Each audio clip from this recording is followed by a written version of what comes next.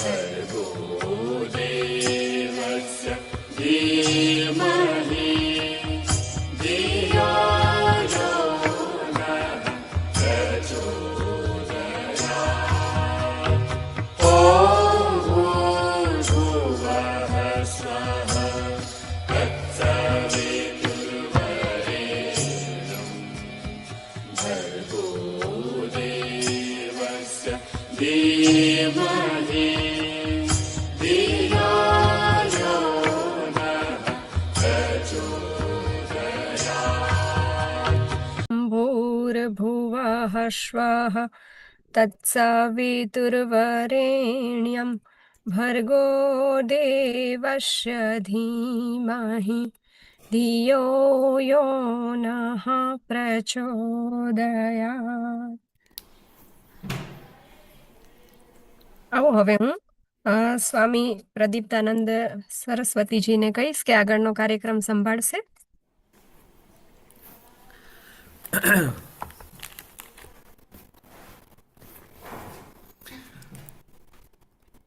બધા જ શ્રોતાઓને હરિઓમ. દરવાજો બંધ કરવો પડશે.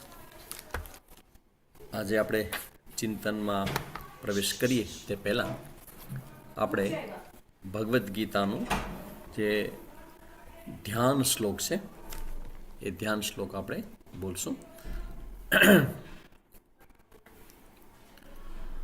ઓમ સહનાવવતુ સહનૌ ભુનક્તુ સહ વીર્યં કરવાવહે તેજસ્વિનાવધીતમસ્તુ મા વિદ્વિષાવહે. ઓમ શાંતિ શાંતિ શાંતિ. ઓમ પાર્થાય પ્રતિબોધિતાં ભગવતા નારાયણેન સ્વયં વ્યાસેન ગ્રથિતાં પુરાણમુનિના મધ્યે મહાભારતમ અદ્વૈતામૃતવર્ષિણીં ભગવતીમ અષ્ટાદશાધ્યાયિનીં અંબ ત્વામનુસંદધામિ ભગવદ્ ગીતે ભવદ્વેષિણીં યં બ્રહ્મા વરુણેન્દ્રરુદ્રમરુતઃ સ્તુન્વન્તિ દિવ્યૈસ્તવૈઃ વૈदैः સાङ्गपदक्रमोपनिषदैः गायन्ति यं सामगाः ध्यानावस्थिततद्गतेन मनसा पश्यन्ति यं योगिनः यस्यान्तं न विदुःसरासुरगणाः देवाय तस्मै नमः.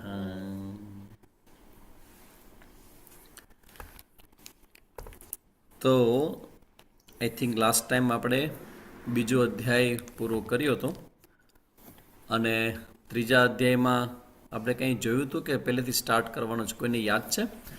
આપણે શનિવારે ત્રીજા અધ્યાયની શરૂઆત થઈ ગઈ છે કે બાકી છે? ઇન્ટ્રોડક્શનમાં અમુક એના જે શ્લોક છે એની ચર્ચા કોઈને યાદ છે આમાંથી? લાસ્ટ ટાઈમ આપણે છેલ્લે શું જોયું હતું? સ્ટાર્ટ કરવાનો છે. ઓકે, પહેલેથી જ શરૂ કરવાનો છે. ઓકે, બરાબર. તો ત્રીજા અધ્યાયનું નામ છે કર્મયોગ અને આ કર્મયોગ અધ્યાયની અંદર એક્ઝેક્ટલી એના શ્લોક છે 43 શ્લોકોનો આ અધ્યાય છે. પહેલેથી શરૂ કરવાનો છે ત્રીજો અધ્યાય. હા, બરાબર છે કૃષ્ણાબેન, સાચી વાત છે. હા, સ્ટાર્ટિંગ જ કરીએ છીએ. તો આ 43 શ્લોકનો ત્રીજો અધ્યાય છે. એ અધ્યાય બહુ મહત્વનો છે. આ બારી બંધ કરવી પડશે.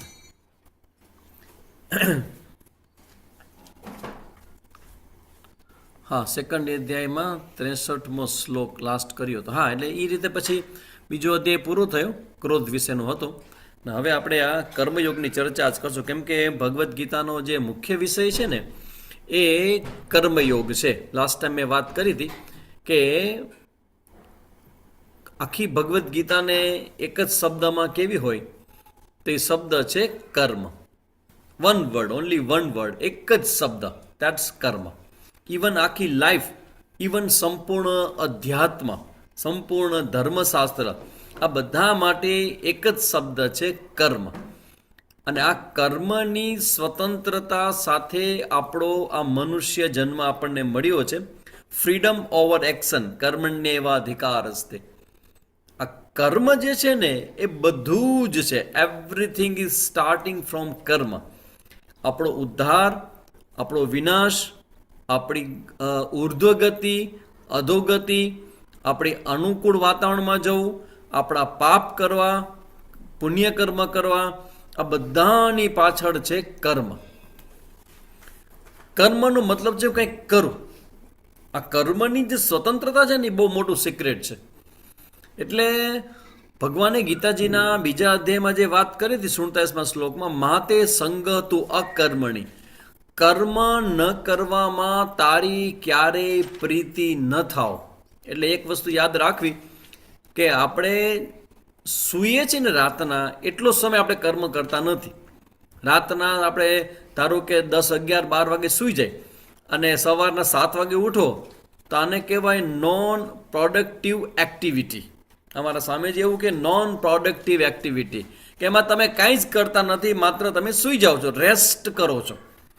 પણ બાકીના સમયમાં સવારના 7થી રાતના 12 સુધીમાં આપણો જે સમય બચે છે એ સમયમાં આપણે જે કરીએ છીએ એ આપણું જીવન છે, સંપૂર્ણ જીવન છે. મેં એક્ઝામ્પલ આપ્યું હતું કે હું પણ અત્યારે સાધુ સંન્યાસી બન્યો છું, મારા કર્મને કારણે બન્યો છું. તમે જે જગ્યાએ તમે છો એ તમે તમારા કર્મને કારણે છો, હું મારા કર્મને કારણે છું. તો આ કર્મ જે છે એ કર્મ બંધન કરે છે એવું અર્જુનનો પ્રશ્ન હતો પહેલા અધ્યાયમાં. કર્મ કરવાથી પાપ થશે, કુલ ધર્મનો નાશ થશે, સ્ત્રીઓ છે પોતાનો ધર્મ છોડી દેશે અને ખોટા માર્ગે જશે, અને એનાથી જે પાપ ઊભું થશે એ પાપ મને લાગશે તો હું પાપી બનીશ, મારું નામ ખરાબ થશે. આ બધું અર્જુનનો કહેવાનો મતલબ એમ હતો કે મારું જે યુદ્ધરૂપી કર્મ છે એ કર્મ જ બરાબર નથી. એટલે કર્મ છોડી દેવાની ભાવનાની વાત અર્જુને પહેલા અધ્યાયમાં કરી હતી. હવે ત્રીજા અધ્યાયમાં અર્જુન છે ને એ પ્રશ્નથી આ ત્રીજા અધ્યાયની શરૂઆત થશે. કેમ કે પછી મુદ્દો આખો કર્મ ઉપર લઈ આવશે ભગવાન. પણ અર્જુનનો પ્રશ્ન પણ એવો છે, અર્જુન ત્રીજા અધ્યાયથી લઈ અને 18મા અધ્યાય સુધી સતત પ્રશ્ન કરતો જ રહે છે. એમાં ત્રીજા અધ્યાયની જે શરૂઆત છે એનું આપણે સ્ટાર્ટિંગમાં જોઈએ તો ઇન જનરલ પહેલાં જોઈ લઈએ, પછી આપણે શ્લોક વાઇઝ જોશું. તો ઇન જનરલ જો આપણે ત્રીજો અધ્યાય જોવું હોય ને તો એમાં 1 થી 7 શ્લોક જે છે જેમાં અર્જુનનો પ્રશ્ન છે અને ભગવાન શ્રી કૃષ્ણનો જવાબ છે. 1 થી 7 શ્લોકની અંદર પહેલા 2 શ્લોકમાં અર્જુનનો ક્વેશ્ચન છે, પછી ત્રીજા શ્લોકથી ભગવાનનો જવાબ છે. અને અર્જુનનો પ્રશ્ન શું છે? અર્જુનનો પ્રશ્ન એ છે કે ભગવાન, તમે એક બાજુથી કર્મયોગની પ્રશંસા કરો છો અને બીજી બાજુથી તમે જ્ઞાનની પણ વાત કરો છો. આની ચર્ચા થઈ હતી. હા, આની ચર્ચા આપણે કરી હતી. હા, ત્રીજા અધ્યાય કદાચ સ્ટાર્ટિંગ ચર્ચા થઈ હશે કે એક બાજુથી આ સ્ટાર્ટિંગમાં વાત થોડીક લખાવી પણ દીધું છે. વાહ, સરસ. ચાલો, જવાબ આવી ગયો કે 43 શ્લોક સુધીનું લખાઈ પણ ગયું છે. જેમ કે 1 થી 7 છે અર્જુનના પ્રશ્નો છે, પછી 8 થી 20, એટલે આ છે ને ઓવરઓલ છે. ઓવરઓલ આના પછી ડિટેલમાં આપણે જશું. 1 થી 7 છે અર્જુનના પ્રશ્ન અને ભગવાનનો જવાબ. પછી 8 થી 20 છે જેમાં કર્મયોગને લગતી લખાઈ ગયું છે. વાહ, કર્મયોગને લગતી બધી ચર્ચાઓ છે. પછી 22 થી 29માં જ્ઞાનીની ડ્યુટી શું હોય, જ્ઞાનીએ શું કરવું જોઈએ, કેવી રીતે કરવું જોઈએ એની ચર્ચા છે. 30 થી 35માં ફરી પાછા ભગવાન કર્મયોગની ચર્ચા લઈ આવે છે. અને 36 થી 43 એમાં અર્જુનના પ્રશ્નો છે કે કર્મયોગમાં વિઘ્ન જે આવે છે એનું મારે શું કરવું, અને ભગવાનનો જવાબ છે. આ આખું ઓવરઓલ ત્રીજા અધ્યાયનું આ સારાંશ છે, જેની સામાન્ય ચર્ચાઓ આપણે કરી હતી. હવે આપણે થોડા ડિટેલમાં ઊંડા જઈએ. આપણે તો પહેલા 2 શ્લોક છે જેમાં અર્જુનનો ક્વેશ્ચન છે કે કર્મયોગ અને જ્ઞાન યોગ, આ બંનેમાંથી મારે શું પસંદ કરવું? Which one is a better one? કર્મયોગ સારો છે કે જ્ઞાન યોગ સારો છે? એટલે ભગવાનનો જવાબ છે, ખરેખર અર્જુન, આમાં કર્મયોગ અને જ્ઞાન યોગમાં પસંદગી નથી. મેં તમને લાસ્ટ ટાઈમ એક્ઝામ્પલ કદાચ આપ્યું હશે કે મેડિકલની સ્ટોરમાં જઈને તમે કહો કે મને સારામાં સારી દુકાન બંને કરવાનું છે, સારામાં સારી દુકાન, સારામાં સારી દવા કઈ છે, તો એટલે મેડિકલ સ્ટોર કે ભાઈ તમને રોગ શું છે, એમ ભગવાન જવાબ આપશે કે ભાઈ આ બંને તું કેસ નહીં, બંને જરૂરી છે, બોથ આર ઇક્વલ, બંને જરૂરી છે. કેમ કે કર્મ કે કર્મયોગ વગર જ્ઞાન યોગ માટેની તૈયારી થતી નથી. અને જ્યાં સુધી તૈયારી ન થાય, જ્યાં સુધી આપણું મન તૈયાર ન થાય, ત્યાં સુધી જ્ઞાન યોગ છે ને સમજાય નહીં. જેમ કે હું તમને કહું કે બીજા અધ્યાયમાં આપણે 25મા શ્લોક સુધીમાં ચર્ચા થઈ હતી, આપણે 11 થી 25મા શ્લોક કોઈને યાદ હોય તો જ્ઞાન યોગની ચર્ચા થઈ હતી.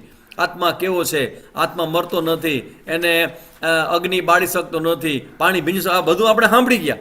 પછી આત્મા જે સર્વવ્યાપક છે, આત્મા છે એ અજન્મા છે, નિત્ય છે, સર્વગત છે, પછી અપ્રમેય છે, આવા 6 લક્ષણો આત્માને જોઈ ગયા. સ્વામીજી તમે બધા લક્ષણો કીધા પણ એકેયમાં અમને ટપ્પો પડ્યો નહીં. બધું ઉપરથી ગયું. કેમ ઉપરથી ગયું? ભાઈ હું ગુજરાતીમાં બોલું છું, તમે આ ભાષાને સમજી શકો, તમારા પાસે બેકગ્રાઉન્ડ છે ગુજરાતી ભાષાનું, તો હું તો ગુજરાતી ભાષામાં કહું તો તમે કેમ સમજાતું નથી? અરે પણ સ્વામીજી આ તમે આત્માને આવી બધી વાત કરો છો, એ અમને અમારા અનુભવ પ્રમાણે મેળ ખાતી નથી. અમને એમ કે અમે તો સ્ત્રી છીએ, અમે તો મા બનવાના છીએ, અમે તો પત્ની છીએ, અમે કોઈકની દીકરી છીએ, તો આવા બધા ભાવ સાથે અમે બેઠા છીએ. તમે કહો છો કે તું તો આત્મા છો, એટલે આને શું કહેવાય? તો પછી આ આત્માનું જ્ઞાન તો મેં આપ્યું, પણ થયું કેમ નહીં? કેમ કે સામે ફ્રેમ ઓફ માઇન્ડ જેને કહેવામાં આવે, મનની તૈયારી નહોતી. આપણું મન તૈયાર નથી, એટલે જ્ઞાનની મોટી મોટી વાત કરવામાં આવે ને તો પણ સારી લાગે, પણ સમજાય નહીં. એટલે જ્ઞાન ખોટું છે એમ કદી ન કહેજો. તમને સમજાય નહીં તો એ ઠીક છે, ચલો આપણે એને સમજવા પ્રયત્ન કરીએ, એને કહેવાય શ્રદ્ધા. જો તમારામાં આ પ્રકારની શ્રદ્ધા નહીં હોય ને તો થોડુંક સાંભળ્યા પછી કંટાળો આવશે કે ભાઈ આ સ્વામીજી બધી વાતો કરે છે ગીતાજીની, પણ આપણે આને કાંઈ મેળ પડતો નથી, કરો બંધ આને. સ્વામીજી તો બોલ્યા કરીને કામે શું છે બીજું સ્વામીજીને, એમ માનીને તમે કરો બંધ ને થાવ હાલતા. ચલો ભાઈ હવે આપણે રીલ્સ જોઈએ, મોબાઈલના રીલ્સની મજા જેવી મજા તો આમાં ન જ આવે. મોબાઈલમાં રીલ્સની જે મજા છે તે મજા છે જ, પણ શ્રદ્ધા કોને કે મને સમજાતું નથી. જ્યાં સુધી મને સમજાશે નહીં ત્યાં સુધી હું આ માતાની પાઠશાળા મૂકીશ નહીં. દેટ ઇઝ કોલ્ડ શ્રદ્ધા. તો તમને સમજાશે જ, કેમ કે મેં પણ જ્યારે મારા જેમાં શરૂ કર્યું ત્યારે મારા માટે પણ આ સ્થિતિ હતી કે ભાઈ આ બધું મને બહુ મોટું મોટું લાગે, આટલું બધું કેમ લાગે, બધું ઉપરથી જાય છે.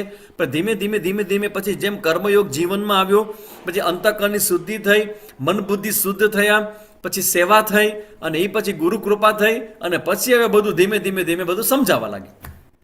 એટલે અહીંયા હવે ભગવાન એવું કહે છે કે આજે કર્મયોગ ને જ્ઞાન યોગ છે ને એ વાત તું ભૂલી જા. સૌથી પહેલા અર્જુન, પેલા ભગવાન એવું કહે છે લોકેસ્મિન દ્વિવિધા નિષ્ઠા પુરા પ્રોક્તા મયા નગ. આ 3જા શ્લોકથી ભગવાન હવે કહેવાનું ચાલુ કરે છે કે ભાઈ આ જગતની અંદર 2 પ્રકારની જીવન શૈલી, એ કે 2 પ્રકારનું જ્ઞાન છે, એ મેં આરંભ કરેલી 2 નિષ્ઠા મેં કહેલી છે. એક છે જ્ઞાન યોગ અને એક છે કર્મયોગ. જો એમાં એવું છે કે સંન્યાસી બનવું કે ગૃહસ્થી બનવું એમાં 100% પસંદગી છે આપણા પક્ષે, બરાબર ને? તમારે સંન્યાસ લેવો કે તમારે ગૃહસ્થી બનવું એની પસંદગી આપણા બધાના પક્ષે છે. પણ મારે કર્મયોગમાં જવું કે જ્ઞાન યોગમાં જવું એની પસંદગી એટલા માટે નથી કે એ તો આપણા અધિકારીત્વ ઉપર આધાર રાખે. એટલે ભગવાન કહે છે કે ભાઈ આ 2 પ્રકારનું જ્ઞાન મેં કર્યું છે, એક કર્મયોગ છે અને એક જ્ઞાન યોગ છે. અને પછી હવે ભગવાન જે છે એ 3જા શ્લોકથી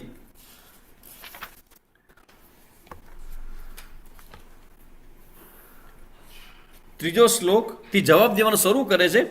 અને શરૂઆતમાં ભગવાન જે જવાબ આપે છે ને કે કર્મ કર્યા વગર કાંઈ નહીં થાય, જે મેં તમને વાત કરીને એ ભગવાન અહીંયા કહે છે નહીં કશ્ચિત ક્ષણમપી જાતું તિષ્ઠતી અકર્મકૃત. કર્યા વગર કોઈ પણ વ્યક્તિ રહી શકતો નથી. કાંક ને કાંક કર્મ કર્યા જ કરે. તો ભગવાન કહે છે જો કર્મ જે છે ને એનો તમે ત્યાગ કરી શકો એમ નથી, કર્મ કર્યા કોઈ વ્યક્તિ રહી શકે એમ નથી. અને પછી ભગવાન એવું પણ કહે છે કે ધારો કે ઘણા લોકો એવા હોય કે બહારથી કર્મનો ત્યાગ, એટલે કર્મ પ્રધાન જે ગ્રહસ્થ જીવન છે એનો કોઈક ત્યાગ કરી દે અને મનમાં સંસારના ભોગવવાની વાસના રહી જાય તો શું થાય? કોઈ વ્યક્તિ ત્યાગ કરી દે. હવે ત્યાગ છે ને 2 પ્રકારનો થાય, એક બહારનો ત્યાગ અને એક અંદરથી થતો ત્યાગ. બરાબર ને? અને કોઈ આ લાસ્ટ કોઈ ક્વેશ્ચનમાં મેં વાત કરી હતી ઘણા સમય પહેલાં, હું જ્યારે કચ્છમાં નવો આવ્યો ને ભુજમાં, તો ઉંમર બહુ નાની હોય એટલે બધા લોકોને એમ થાય કે ચલો સ્વામી જ્યારે કંઈક મસ્તી મજાક કરીએ, તો આવીને મને પૂછે કે હે સ્વામીજી, એ વાત સાચી કે ભગવાનના દર્શન કરવા માટે સંન્યાસ લેવો પડે? આવો પ્રશ્ન મને અહીંયા કચ્છમાં કરવામાં આવતો. બધા પત્રકારો આવે, બીજો કોઈ વ્યક્તિ આવે, સંન્યાસી જોવે એટલે પછી મને પૂછે કે સ્વામીજી સંન્યાસ લેવાથી ભગવાન દર્શન થાય? એટલે મેં કીધું હા, સંન્યાસ લેવાથી જ ભગવાનના દર્શન થાય, પણ એ સંન્યાસ છે મનનો સંન્યાસ. ફિઝિકલ સંન્યાસ તો કોઈ પણ વ્યક્તિ લઈ શકે. કાંઈ કોઈ જગ્યાએ કોઈને કંઈક પ્રોબ્લેમ થાય લાઈફમાં, અને એ ધારો કે હવે તો ઋષિકેશમાં અને અમારા હરદ્વારમાં એટલા બધા સ્વામી સંન્યાસીઓ છે. અમારે એવું કહેવાય કે તમે હરદ્વારમાં જતા હો રોડ ઉપર, અને તમે ધારો કે આમ ચત્તા પડો, માથું તમારું નીચું હોય, પણ જેવા તમે આંખ ખોલો ને તો એક સંન્યાસી અહીંયા ઊભો હોય, બે સંન્યાસી અહીંયા ઊભો હોય, એક સંન્યાસી પાછળ ઊભો હોય, ચારે બાજુ સંન્યાસી તમે ઘેરાઈ જાઓ. એટલા બધા સંન્યાસીઓ હરદ્વાર ઋષિકેશમાં છે, અને એ બધા વેલકમ કરવા તૈયાર છે, આવો અને જલ્દી તમને દીક્ષામાં આપી દઈએ. ફિઝિકલ સંન્યાસ છે એવો કોઈ ડિફિકલ્ટ નથી, એ કોઈ પણ વ્યક્તિ લઈ શકે. પણ જે કંઈ સિક્રેટ છે ને સંન્યાસનું, એ આંતરિક છે, મનના લેવલ. એટલે ભગવાન કહે છે કે ધારો કે 6થા શ્લોકમાં એવું કહે કે કોઈ વ્યક્તિ બહારથી સંન્યાસ લઈ લે અને અંદરથી એનો વૈરાગ્ય કે એનો અંદરનો કર્મયોગ પૂર્ણ કક્ષાએ પ્રગટ ન થયો હોય તો શું થાય ખબર છે? મોસ્ટ ડેન્જરસ થિંગ ઘટના ઘટે. એટલે જો આપણે ત્યાં નાના છોકરા છોકરીઓને સંન્યાસ આપવામાં આવતો, અમારી પરંપરામાં આપવામાં આવતો નથી. નાના છોકરા ધારો કે 5, 7, 10 વર્ષના છોકરાઓ હોય, 12 વર્ષની છોકરી હોય, ધારો કે ત્યાગનો માર્ગ લઈ લે, સંપૂર્ણ જીવનભર માટે લે, પણ જ્યારે 15, 16, 17, 18 વર્ષના થાય અને ત્યારે પછી સંસારના ભાવ ઉત્પન્ન થાય તો એ ક્યાં જાય? ગીતાજીમાં ભગવાન કહે છે કે જો આવો કોઈ વ્યક્તિ બહારથી ત્યાગ કરી દે અને અંદરથી ત્યાગ ન થયો હોય તો એને કહેવાય કે કર્મેન્દ્રનો વશ રાખવાની કે ઇન્દ્રિયોનું વિષયનું સ્મરણ કરતો રહે. બહારથી કર્મેન્દ્રનું જેને કહેવાય ને કે એ બધું છોડી દે અને અંદરથી વિષયનો ભોગ કર્યા કરે તો ભગવાન કહે છે કે એને વિમૂઢ કહેવાય અને મિથ્યાચારી એને કહેવામાં આવે. મિથ્યાચારી અંદરથી એ ભોગી છે અને બહારથી એ ત્યાગી હોવાનું નાટક કરે છે. તો તમને સમાજમાં તમને ઘણી જગ્યાએ આવા પાત્રો જોવા મળે, એના વિશે સાંભળવા મળે તો સરપ્રાઈઝ ન થવું, કારણ કે ઓલરેડી ભગવાને ગીતાજીમાં કીધું છે કે ભાઈ તમે ત્યાગ કરો કર્મનો, ફિઝિકલ ત્યાગ કરી અને ઇન્દ્રિયોના વિષયોનો ત્યાગ કરી દો એટલે તમારું અંદરથી તમને વૈરાગ્ય આવી ગયો છે ને એ નક્કી ન થાય. એના માટે આંતરિક સંન્યાસ હોય. એટલે ભગવાન કહે છે કે ભાઈ એવો પણ કર્મનો ત્યાગ છે. એટલે ભગવાન સમજાવવા એ માંગે છે કે કર્મનો ત્યાગ છે ને એ કોઈ રીતે સ્વીકાર્ય નથી. ભગવાન ગીતાજીમાં પહેલેથી લઈને છેલ્લે સુધી કર્મના ત્યાગના વિરોધમાં છે. કર્મનો ત્યાગ કરવાનો નથી. અને પછી ભગવાન 8મા શ્લોકથી લઈ અને 16મા શ્લોક સુધી 8 થી 16ની અંદર નિયત કર્મ અને યજ્ઞ ભાવનાની ચર્ચા કરે છે. સ્વાધ્યાય પરિવારમાં હું જ્યારે જતો દાદા પાંડુરંગ શાસ્ત્રીના, તો એમાં અમને આ યજ્ઞ ભાવના ખૂબ સારી શીખવાડવામાં આવતી. યજ્ઞ ભાવના, હવે એ યજ્ઞ ભાવનાની સુંદર મજાની ચર્ચા ભગવાન અહીંયા કરે છે 8મા શ્લોકથી. ભગવાન કર્મનું મહત્વ સમજાવતા કહે છે કે ભાઈ નિયતમ કુરુ કર્મત્વમ. સીધું ભગવાન ઓર્ડર કરે છે કે તમારું જે નિયત કર્મ છે, તમારો જે સ્વધર્મ છે, એ તારે તમારો સ્વધર્મ તારે કરવો જ જોઈએ. નિત્ય કે નૈમિત્તિક કર્મ કર. અને જો તું તારું નિત્ય અને નૈમિત્તિક કર્મ એટલે શું? કમાવું છે, ધમાવવું છે, તમારું પોતાનું એજ્યુકેશન પ્રાપ્ત કરવું છે, તમારું જે કંઈક તમે જીવન નિર્વાહ માટે જે પણ કંઈક કરો છો એ જો તમે નહીં કરો તો ભગવાન ત્યાં સુધી ગીતાજીમાં કહે છે કે તમારા શરીરનો નિર્વાહ પણ નહીં થાય જો તમે તમારું નિયત કર્મ નહીં કરો. તમે ધારો કે કોકના ઘરની પુત્રવધુ હો તો એ ઘરમાં તમારી જવાબદારી છે કે તમારા ઘરને સુંદર મજાનું રાખવું, સંતાનોને રાખવા, મહેમાનો આવીને વ્યવસ્થા કરવી, ઘરમાં કંઈ પ્રશ્ન આવી પડે, આર્થિક રીતે આવે, કોઈ સાયકોલોજીકલ ઇસ્યુ આવે તો તમારે એમાં ઇન્વોલ્વ થવું. આ બધું તમારું સ્વકર્મની નિયત કર્મ કહેવાય. અને નિયત કર્મ દરેક વ્યક્તિએ કરવા જ જોઈએ અને ભગવાન એના પર ભાર મૂકે છે કે તમારું નિયત કર્મ છે એ કદી પણ તમારે છોડવું નહીં. અને પછી 9મા શ્લોકથી ભગવાન એક સુંદર મજાની યજ્ઞની ચર્ચા કરે છે કે આ જગતની અંદર જે ત્યાગ કરે છે, કર્મ કરીને જે ત્યાગ કરે છે, એ વ્યક્તિનું કર્મ બહુ મોટું બની જાય છે. આપણે કર્મ ફળ માટે કરીએ છીએ. આપણે કર્મ ફળ મળે એટલે કરીએ છીએ, અને ફળથી પ્રેરાઈને કર્મમાં ઇન્વોલ્વ થઈએ છીએ. ભગવાન શ્રી કૃષ્ણ બતાવે છે કે જો તમે યજ્ઞ ભાવનાથી કર્મ કરશો, યજ્ઞ ભાવના એટલે શું? કે મારું કોન્ટ્રીબ્યુશન શું, મારી ફરજ શું, મારો સ્વધર્મ શું, આને કહેવાય યજ્ઞ ભાવના. જો આપણે બે વસ્તુ છે સંસારમાં, તે બધા ઝઘડાઓ છે ને ઘરની અંદર, એ બે ઝઘડા છે. અને એ ઝઘડો કોનો છે? મારો અધિકાર, ઇટ્સ માય રાઈટ, આ મારો અધિકાર છે. એટલે આ અધિકારના ઝઘડા છે. અને અધિકારના ઝઘડા એ કોર્ટમાં પહોંચે છે. ઘરની અંદર થતા ઝઘડા છે બે ભાઈઓ વચ્ચેના, પતિ પત્ની વચ્ચેના, દીકરા અને માતા પિતા વચ્ચેના. તો એ બધા ઝઘડાઓ જે છે એ શેના ઝઘડા છે? અધિકારના. આ ઘર મારું છે, આ પપ્પા મમ્મી નથી. મમત્વનો ત્યાગ કરવો. એટલે મમત્વનો ત્યાગ આના પછીના શ્લોકમાં ભગવાન કહેશે કે મમત્વ છે એ તમારે છોડવાનું છે, પણ સૌથી પહેલાં તમારો જે અધિકાર છે એ અધિકારની ભાવના, અને બીજી બાજુ તમારો સ્વધર્મ છે, ફરજ. ફરજ અને અધિકાર આમને સામને છે. મને લાગે છે કે જે આપણે અધિકાર માટે ઝઘડાઓ કરતા હોય તો એ વ્યક્તિને ફરજની વાત પણ એના ધ્યાન બહાર રહેવી ન જોઈએ કે મારી ફરજ શું છે, મારું કર્તવ્ય શું છે. મોટાભાગે આપણે કેવું હોય, જો તું આમ નહીં કર તો હું નહીં કરું. હવે અહીંથી ઝઘડો શરૂ થાય. આ પતિ પતિના ઝઘડા ક્યાં શરૂ થાય? જો તમે આમ નહીં કરો તો તમે મારી મમ્મીને સાચવશો નહીં. પછીનું વાક્ય તમારે બોલો. હું તમારી મમ્મીને સાચવીશ નહીં.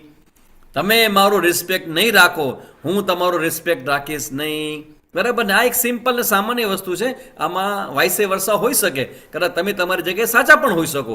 બટ કહેવાનો મતલબ એવો છે કે આપણે હંમેશા અપેક્ષા રાખીએ છીએ, આપણે હંમેશા અધિકારની વાત કરીએ છીએ, પણ એની સામે એવું પણ છે કે તમારા જીવનમાં તમારું જે કર્તવ્ય કર્મ છે, તમારી જે ફરજ છે, એના પર ભગવાન વિશેષ ભાર મૂકે છે કે યજ્ઞ ભાવનાથી કરેલા કર્મ સિવાય સકામ કર્મ અને નિષ્કામ કર્મ, આ મેં ચર્ચા કરી હતી. સકામ કર્મ એટલે સકામ કર્મનો મતલબ છે કે કોઈને કોઈ કામનાથી કરવામાં આવેલું કર્મ, કે આ કર્મ કરું અને આ ફળ મને મળે, આટલું તો મને મળવું જ જોઈએ. જો મને આટલું ફળ નહીં મળે તો હું આ મારું કર્મ નહીં કરું. એને કહેવાય સકામ કર્મ. મને મારા ફળમાં જ રસ છે. ઘણા લોકો જે જોબ કરતા હોય ને, એ જોબવાળા લોકો એમ જ કહેતા હોય કે મને મારા પગારમાં રસ છે, મારી સેલરીમાં રસ છે. સેલરી મળી એટલે મારું કામ પૂરું થયું, પછી સેલરી નહીં મળે તો હું આ નહીં કરું. એટલે એ જે કામ છે ને એને કહેવાય સકામ કર્મ.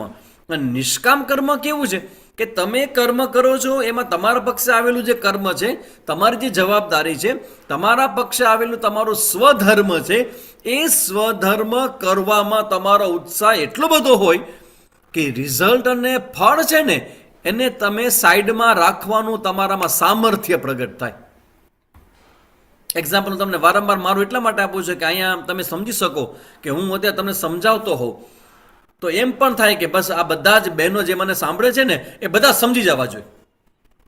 એ બધાના જીવનમાં એકદમ પરિવર્તન આવી જવું જોઈએ, બધા કર્મયોગી બની જવા જોઈએ, બધા જ્ઞાનયોગી બની જવા જોઈએ, અને બધાના જીવનમાં સ્થિતપ્રજ્ઞતા આવી જવી જોઈએ. હા, આ પ્રકારની જો અપેક્ષા રાખીને કે આ પ્રકારની ફળની ભાવનાથી હું પ્રેરિત થાઉં ને તો હું કદી બોલી ન શકું. હું તમને સમજાવું છું એ સમયે પણ મને ખબર છે કે દરેક વ્યક્તિને પોતાનો અધિકારી મુજબ એ મારી વાતને સમજશે, એ સાંભળશે, અને એના ગર્ભમાં રહેલું જે બાળક આવનાર છે એ બાળક સાથે હું વાત કરી રહ્યો છું. મને ખબર નથી કે બાળક ક્યાંથી આવ્યું છે, એ કેવા સંસ્કાર લઈને આવ્યું છે, કેવા ઘર પરિવારમાંથી આવ્યું છે, પણ અત્યારે એ ગર્ભમાં આવ્યું છે તો એને હું સમજાવવાનો પ્રયત્ન કરું. જરૂર નથી કે બધા જ ઘરમાં રહેલા બાળકો મારી બધી જ વાતને એક સરખી રીતે જોશે. તો હું શું કરું? હું શ્રેષ્ઠમાં શ્રેષ્ઠ મારું કર્મ કરું, બેસ્ટમાં બેસ્ટ રીતે કરું. આમાં ન આળસ રાખું, ન પ્રમાદ રાખું. મારું શરીર સારું હોય કે ન હોય, શુક્રવાર થાય ને શનિવાર થાય એટલે મારે સ્કીન ઉપર બેસી જવાનું અને મારે મારી ચર્ચાઓ કરવાની છે. અને રિઝલ્ટ જે આવે તે મારા માટે પ્રસાદ છે. આને કહેવાય યજ્ઞ ભાવના. તો યજ્ઞ ભાવના, તમે જો કોઈ પણ ઘરમાં યજ્ઞ થતો હોય ને ત્યારે આપણે યજ્ઞમાં તમે બેસો ને ત્યાં શું બોલવામાં આવે ખબર છે? આ ગાયત્રી પરિવારવાળાને તો બધા જે બાકી લોકોને ખબર જ હશે. આપણે જ્યારે ગાયત્રી યજ્ઞ કરીએ ત્યારે શું બોલીએ આપણે ખબર છે? યજ્ઞમાં ગાયત્રી મંત્ર બોલીએ, ઓમ ભૂર્ભુવસ્સઃ તત્સવિતુર્વરેણ્યં ભર્ગો દેવસ્ય ધીમહિ ધિયો યો ન પ્રચોદયાત સ્વાહા. પછી શું બોલીએ? કોઈને ખ્યાલ છે? હા, વેરી ગુડ કૃષ્ણાબેન. ઇદમ ન મમ, ઇદમ ન મમ. બસ આને કહેવાય યજ્ઞ ભાવના. વિચાર કરો, આ પરિવારની અંદર આપણે કેટલા વર્ષો, જ્યારે નાનો હતો ત્યારે બધું તારું જ છે. કરેક્ટ. ઇદમ ન મમ. હે ભગવાન, આ હું મંત્ર બોલ્યું છું. એમ એવું છે કે તમે મંત્ર બોલે શક્તિ ઉત્પન્ન થાય, તમારું ફળ ઉત્પન્ન થાય. પણ તમે મંત્ર બોલીને ફળ અને શક્તિને ફરી પાછા ભગવાનના ચરણોમાં અર્પણ કરો છો એટલે તમારું કર્મ અનંત ગણું મોટું થઈ જાય. અને કહેવાય યજ્ઞ ભાવના. યજ્ઞ ભાવનાનો મતલબ છે સ્વધર્મ, સ્વકર્તવ્ય અને નિષ્કામ કર્મના ભાવથી કરેલું કર્મ. સ્થિતપ્રજ્ઞ એટલે શું? નિકિતાબેન, એ બહુ મોટો શબ્દ છે. બીજા અધ્યાયમાં ચર્ચા આવી હતી. ફરી પાછા અનુકૂળ સમય હું ચર્ચા કરીશ, કારણ કે જ્ઞાનનો ટોપિક છે. અત્યારે આપણો ટોપિક અલગ છે, કર્મયોગનો. એટલે સ્થિતપ્રજ્ઞની ચર્ચા હું કદાચ લાસ્ટમાં સમય મળે તો મને યાદ કરાવજો સ્થિતપ્રજ્ઞની, તો હું એનો જવાબ તમને આપીશ. સ્થિતપ્રજ્ઞ એટલે શું? તો અત્યારે આપણે આ ચર્ચાને જરા જોઈ લઈએ આપણે. તો પૂજા અને પ્રસાદ બુદ્ધિથી કરેલું કર્મ યજ્ઞ કર્મ છે. અને એક યજ્ઞ કર્મની વાત ભગવાન અહીંયા 8મા શ્લોકથી લઈ અને 14, 15 અને 16 શ્લોક સુધી કરે છે. એમાં એક સુંદર મજાની ચર્ચા ભગવાન કરે છે 16મા શ્લોકમાં. હવે તમારા બધા માટે એક નવો ટોપિક ઇન્ટ્રોડ્યુસ કરું છું, અને કદાચ તમે ક્યારે આવું સાંભળ્યો નહીં હોય, પણ એ ટોપિકની ચર્ચા આમાં છે. ને મને લાગે છે કે આમ ડિટેલમાં તો જવાનું નથી, પણ તો પણ મને આ 16મા શ્લોકમાં, કારણ કે યજ્ઞ શિષ્ટાનો કદાચ શ્લોક તમે બધા સાંભળ્યો હશે. યજ્ઞ શિષ્ટા સિન સંતો મુચ્યંતે સર્વકિલ વિષય ભુંજતે તે તો ગમ પાપા યે પચંત્યાત્મ કારણાત. યજ્ઞ શેષ અન્ન જમનાર બનીને જ મનુષ્ય બધા પાપમાંથી મુક્ત થાય છે. જો આપણા જીવનમાં કોઈ પાપ થઈ ગયું હોય ને, તો એ પાપમાંથી મુક્તિ કેવી રીતે મળે? તમે નવું પુણ્યકર્મ કરી શકો, પણ ઓલરેડી આપણાથી કોઈક એવું ખોટું આડું અવળું કર્મ થઈ ગયું. પાપનો મતલબ જ એવો છે કે યુનિવર્સલ ઓર્ડર પ્રમાણે આપણે જે આપણી લાઇનમાં રહેવાનું છે એ લાઇનને આપણે ચાતરી જાય. એટલે કે આજકાલના સમયની અંદર આ બધા યુવા ભાઈ બહેનો બધાના જીવનમાં કોઈને ખ્યાલ નથી આવતો કે આને પાપ કહેવાય કે સામાન્ય કર્મ કહેવાય. અને બાય મિસ્ટેક, ભૂલથી એ પાપ કર્મ થઈ જાય છે. આમે પાપ કર્મમાં એવું છે, એમાં મોટા ભાગના લોકો એવા છે પાપ કરનારા કે જેનાથી પાપ થઈ જાય છે, હેપન થઈ જાય છે. તો હવે એ થઈ ગયેલા પાપનું શું કરું? તેના માટે ભગવાન 13મા શ્લોકમાં એવું સરસ જવાબ આપે છે કે જ્યારે તમે યજ્ઞ ભાવનાથી કર્મ કરો, જેમ કે આપણે તમે જમવાનું બનાવતા હો, તો જમવાનું તમે બનાવો ને, બલિવેશ્વ યજ્ઞ કરવા. હા, બલિવેશ્વ યજ્ઞની પણ ચર્ચા છે. એ દરેક ગૃહસ્થીના જીવનમાં 5 પ્રકારના યજ્ઞો છે. એમાં એક યજ્ઞ બલિવેશ્વ યજ્ઞ છે. 5 પ્રકારના યજ્ઞ તો બીજા છે, પણ એક બલિવેશ્વ યજ્ઞ દરેક ગૃહસ્થીના સ્વધર્મમાં આવે, તેની ચર્ચા કરવામાં આવે. ને રોજ સવારના 2 આહુતિ દરેક ગૃહસ્થીએ પોતાના ઘરે યજ્ઞકુંડ કરી, ગાયત્રી પરિવારમાં યજ્ઞકુંડ મળતા હોય, નાના નાના યજ્ઞકુંડ એ રાખી, અને દરેક માતા અને દરેક પરિવારના લોકોએ રોજે રોજ યજ્ઞ કરવા ને કરવા. હા, 5 આહુતિ અપાય છે ને. ગાયત્રી મંત્રની આહુતિ, એમાં બીજા મંત્ર હોય છે. ઓકે, તો બલિવેશ્વ યજ્ઞ માટેની 2 આહુતિનો વર્ણન છે શાસ્ત્રોની અંદર, અમે લોકો જે ભણ્યા છે એમાં. અને બાકી તમે ગાયત્રી મંત્રની 24 આહુતિ આપો, તમે 11 આહુતિ આપો, અને 5 આહુતિ. કરેક્ટ છે, નિરાલીબેન કહે છે 5. અચ્છા. જો બલિવેશ્વ, હા. અચ્છા. એટલે તમે લોકો બપોરનું જમવાનું ભોજન થાય એ સમયે ભાત અને ખાંડ થોડીક નાખી અને 5 આહુતિઓ તમે યજ્ઞકુંડમાં આહુતિ આપો, એને પણ બલિવેશ્વ કહેવાય. અને બીજો જે બલિવેશ્વ જે શાસ્ત્રમાં જે વર્ણન છે એમાં એવું આવે કે વહેલી સવારના ઉઠી અને બધા જ ગૃહસ્થી, જે પણ ગૃહસ્થી પતિ પત્ની હોય, એ બધાએ એક યજ્ઞકુંડ લઈ એમાં 2 આહુતિ જે શાસ્ત્રમાં બતાવેલા મંત્ર છે એને 2 આહુતિ આપે.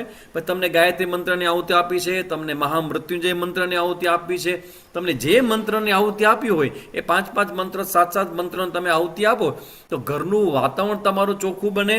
આસપાસમાં જેને કહેવાય ને કે દેવી શક્તિનું આહવાન તો થાય, પણ આસુરી શક્તિઓ બધી હોય ને એ બધી દૂર થઈ જાય.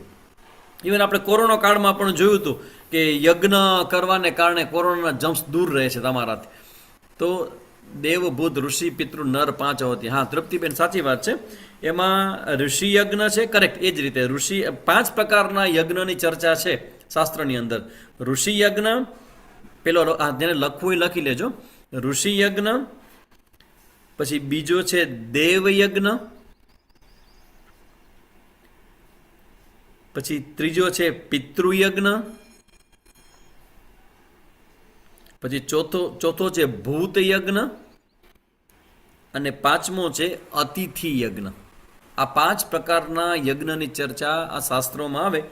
દરેક ગૃહસ્થીએ આ 5 યજ્ઞ કરવા. આ યજ્ઞ કરવા શું થાય? આ યજ્ઞ કરવાને કારણે તમારાથી અનનોઈંગલી અજાણતા થયેલા જેટલા પણ નાના મોટા બધા પાપ છે એ બધા જ પાપ છે એ બધા ઘર ભેગા થઈ જાય, ડિસ્ટ્રોય થઈ જાય અને તમે એનાથી મુક્ત થઈ જાઓ. ઋષિ યજ્ઞ એટલે શું? જો તમે બધા અત્યારે રિપીટ કરો ને પ્લીઝ. ઓકે, પેલો છે ઋષિ યજ્ઞ, પછી બીજો છે દેવ યજ્ઞ, પછી ત્રીજો છે પિતૃયજ્ઞ, ઋષિ યજ્ઞ, દેવ યજ્ઞ, પિતૃયજ્ઞ, પછી ચોથો છે ભૂત યજ્ઞ, અને 5મો છે અતિથિ યજ્ઞ. આ 5 યજ્ઞ થયા. આ 5 યજ્ઞ છે ને દરેક ગૃહસ્થીએ કરવા. તો કે જો પેલો જે ઋષિ યજ્ઞ છે ને, તમે બધા અત્યારે શું કરો છો ખબર છે? આ ઝૂમ ઉપર બેસીને તમે બધા શું કરો છો અત્યારે? ગુડ ન્યૂઝ તમારા બધા માટે. 5માંથી પેલો યજ્ઞ તો આપણે લોકો કરી જ રહ્યા છીએ.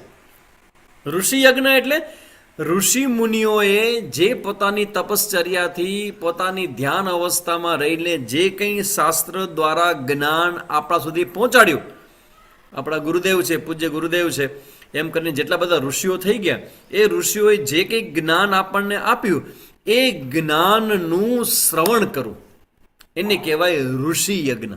કારણ કે ઋષિ મુનિઓ આપણને જ્ઞાન આપ્યું છે અને જે જ્ઞાન આપ્યું છે ને એ પ્રમાણે જીવવું, એપ્લાઇડ ઇન અવર લાઈફ. આપણે જીવનમાં, જેમ કે આપણે પેલો જે યજ્ઞ કર્યો કે ભાઈ બધા જ લોકોએ પોતાના જીવનમાં આ બધા યજ્ઞ કરવા, તમે સાંભળ્યું, તમે નોલેજ મળ્યું, પણ તમે જ્યારે એને એપ્લાઇડ ફોર્મમાં લઈ આવો છો, તમારા જીવનમાં લઈ આવો છો, ત્યાં તમારો ઋષિ યજ્ઞ કહેવાય.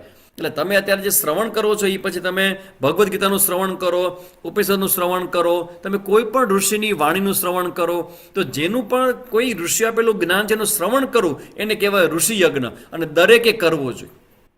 તો ઓલરેડી તમે બધા કરી રહ્યા છો. પછી દેવ યજ્ઞ. દેવતાઓ દ્વારા આપણને ઘણું બધું, આપણા હાથ, આપણા કાન, આપણા નાક, આપણી ઇન્દ્રિયો, આપણું હૃદય, આ બધા માટેના ટિપિકલ દેવતાઓ છે અને એ બધાની કૃપાથી આપણું બધું ચાલે છે. તો એ જેને કારણે ચાલતું હોય એને થેન્ક્સ, એને આભાર કહેવા માટે દેવ યજ્ઞ. એ તમે ગાયત્રી યજ્ઞ કરો, તમે મહામૃત્યુંજયનો યજ્ઞ કરો, દેવતા ગણપતિનું હવન તમે કરો, તો દેવતાને ધ્યાનમાં રાખીને કરવામાં આવતા યજ્ઞો છે ને કહેવાય દેવ યજ્ઞ. એ કમસે કમ અઠવાડિયા, 15 દિવસે, મહિને દિવસે, 3 મહિને, 6 મહિને કમસે કમ એક યજ્ઞ દરેકના ઘરમાં થવો જોઈએ. તો એને કહેવાય દેવ યજ્ઞ.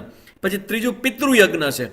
આ પિતૃયજ્ઞનો મતલબ એવો થાય કે તમારા એન્સિસ્ટર્સ જે બધા છે એના માટે શ્રાદ્ધના સમયે બધા જ પિતૃઓને તર્પણ વિધિ કરવી. તમને ખબર હોય તો એના માટે ભાદરવો મહિનો આવે અને એ જે તમારા 15 દિવસ હોય શ્રાદ્ધના, તો એ તો સમય ખબર, આપણે લોકો અહીંયા સાથે હશો શ્રાદ્ધમાં આપણે હશું કે નહીં, પણ એનું સિક્રેટ તમને કહી દઉં કે શ્રાદ્ધના દિવસોમાં એ ભાદરવા મહિનામાં 15 દિવસ સુધી તમારા પરિવારમાં જે પણ કોઈ બાળક હોય, જે કોઈ મેલ હોય, એ પુરુષના રૂપમાં હોય, એ નાનો બાળક હોય, મોટો હોય, કે કોઈ ભાઈ હોય, કોઈ પણ વ્યક્તિ મોટો પુરુષ હોવો જોઈએ, એ પોતાના પિતૃઓને યાદ કરી અને એ જલનું અર્ઘ્ય એ પિતૃઓને અર્પણ કરતા એવા ભાવથી રોજ 15 દિવસ કરે. તમારા જે પિતૃઓ હોય, તમે જે ઘરમાં ગયા છો એ ઘરના જે પિતૃઓ હોય એ બધા આ 15 દિવસ દરમિયાન તમારા ઘરની આસપાસ આવે. અને પિતૃઓનું કેવું છે, એ લોકોને બીજું કાંઈ ન જોઈએ, એને માત્ર ને માત્ર પાણી જ જોઈએ, ઓનલી ફોર વોટર. તો તમે ખાલી પાણી એ લોકોને આપો તો એ પાણીથી એ તૃપ્ત થઈ જાય. અને પિતૃઓ જ્યારે તૃપ્ત થાય ને ત્યારે એ આશીર્વાદ દઈને જાય.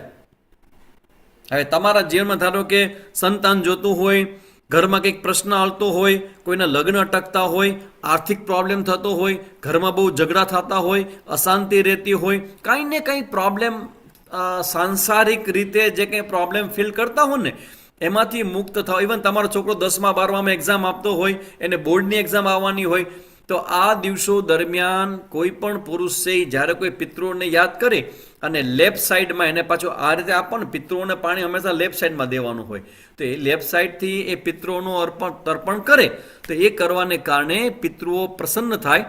અને પ્રસન્ન થયેલા પિતૃઓ એક જ શબ્દ બોલે, તથાસ્તુ, ઓલ ધ બેસ્ટ.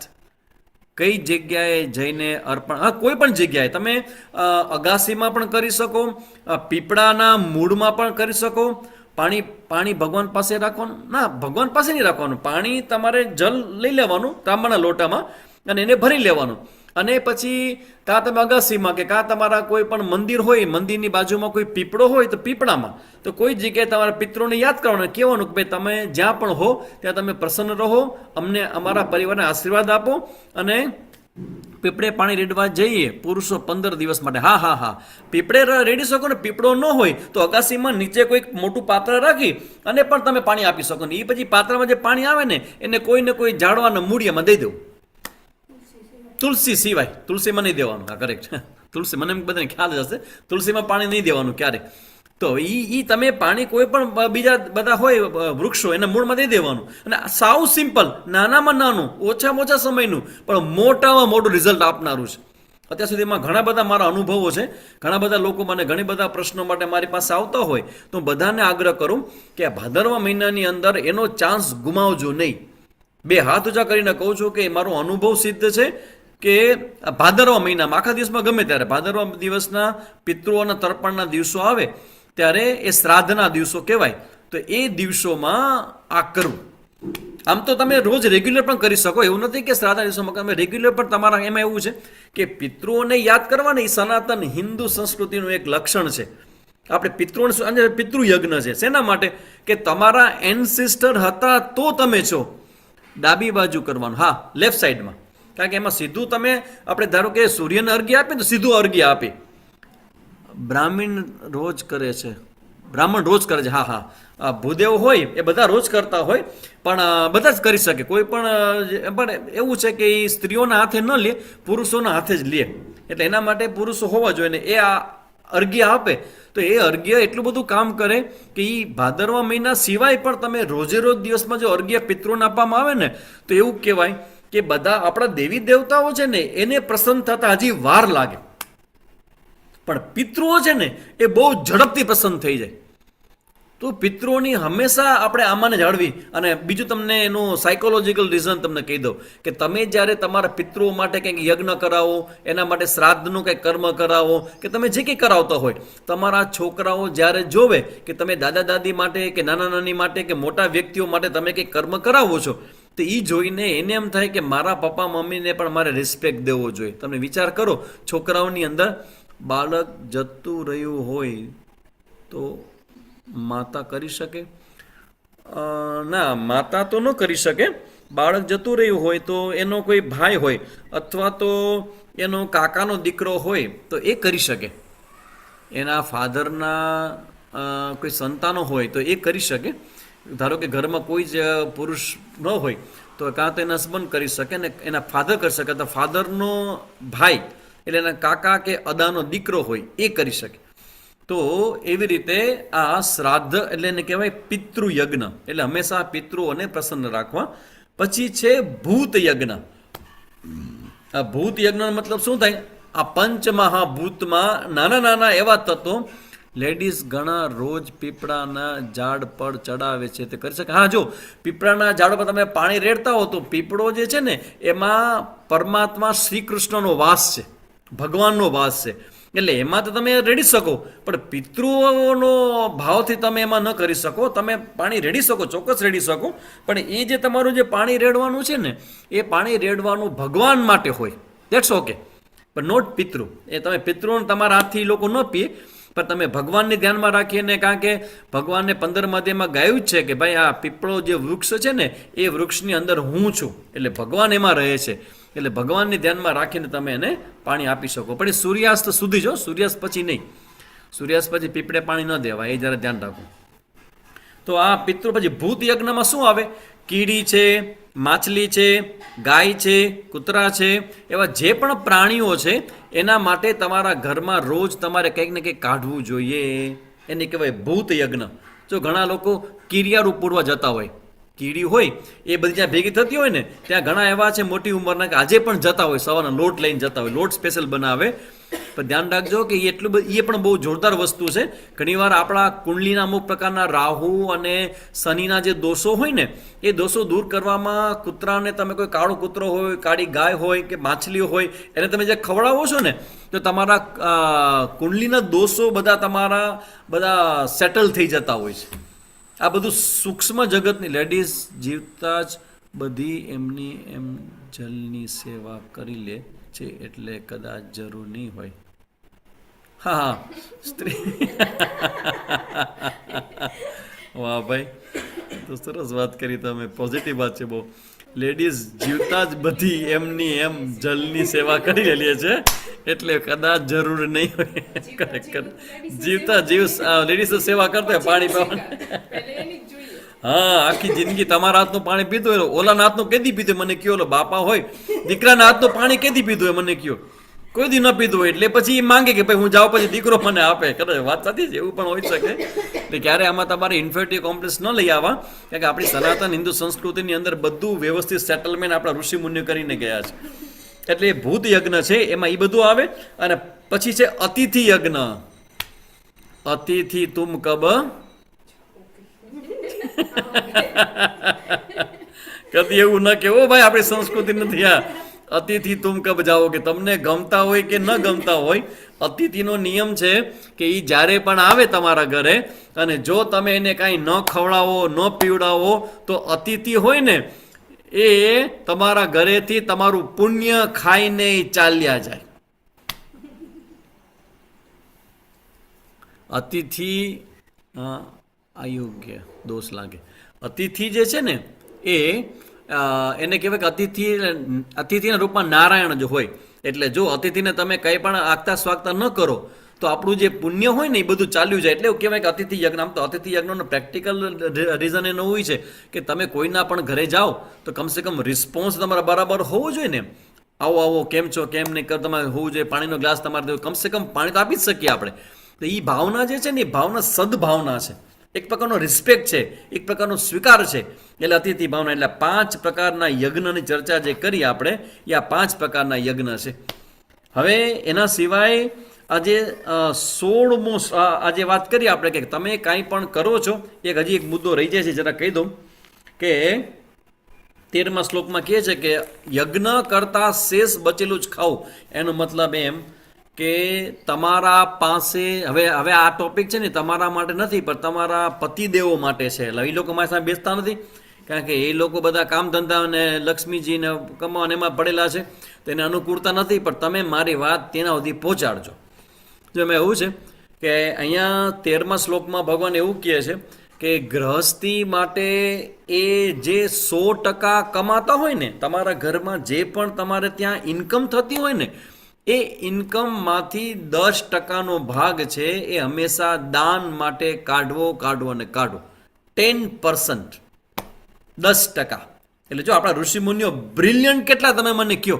ન એને 100 રૂપિયા કીધા, ન 1000 રૂપિયા કીધા, ન 1 લાખ કીધો એને.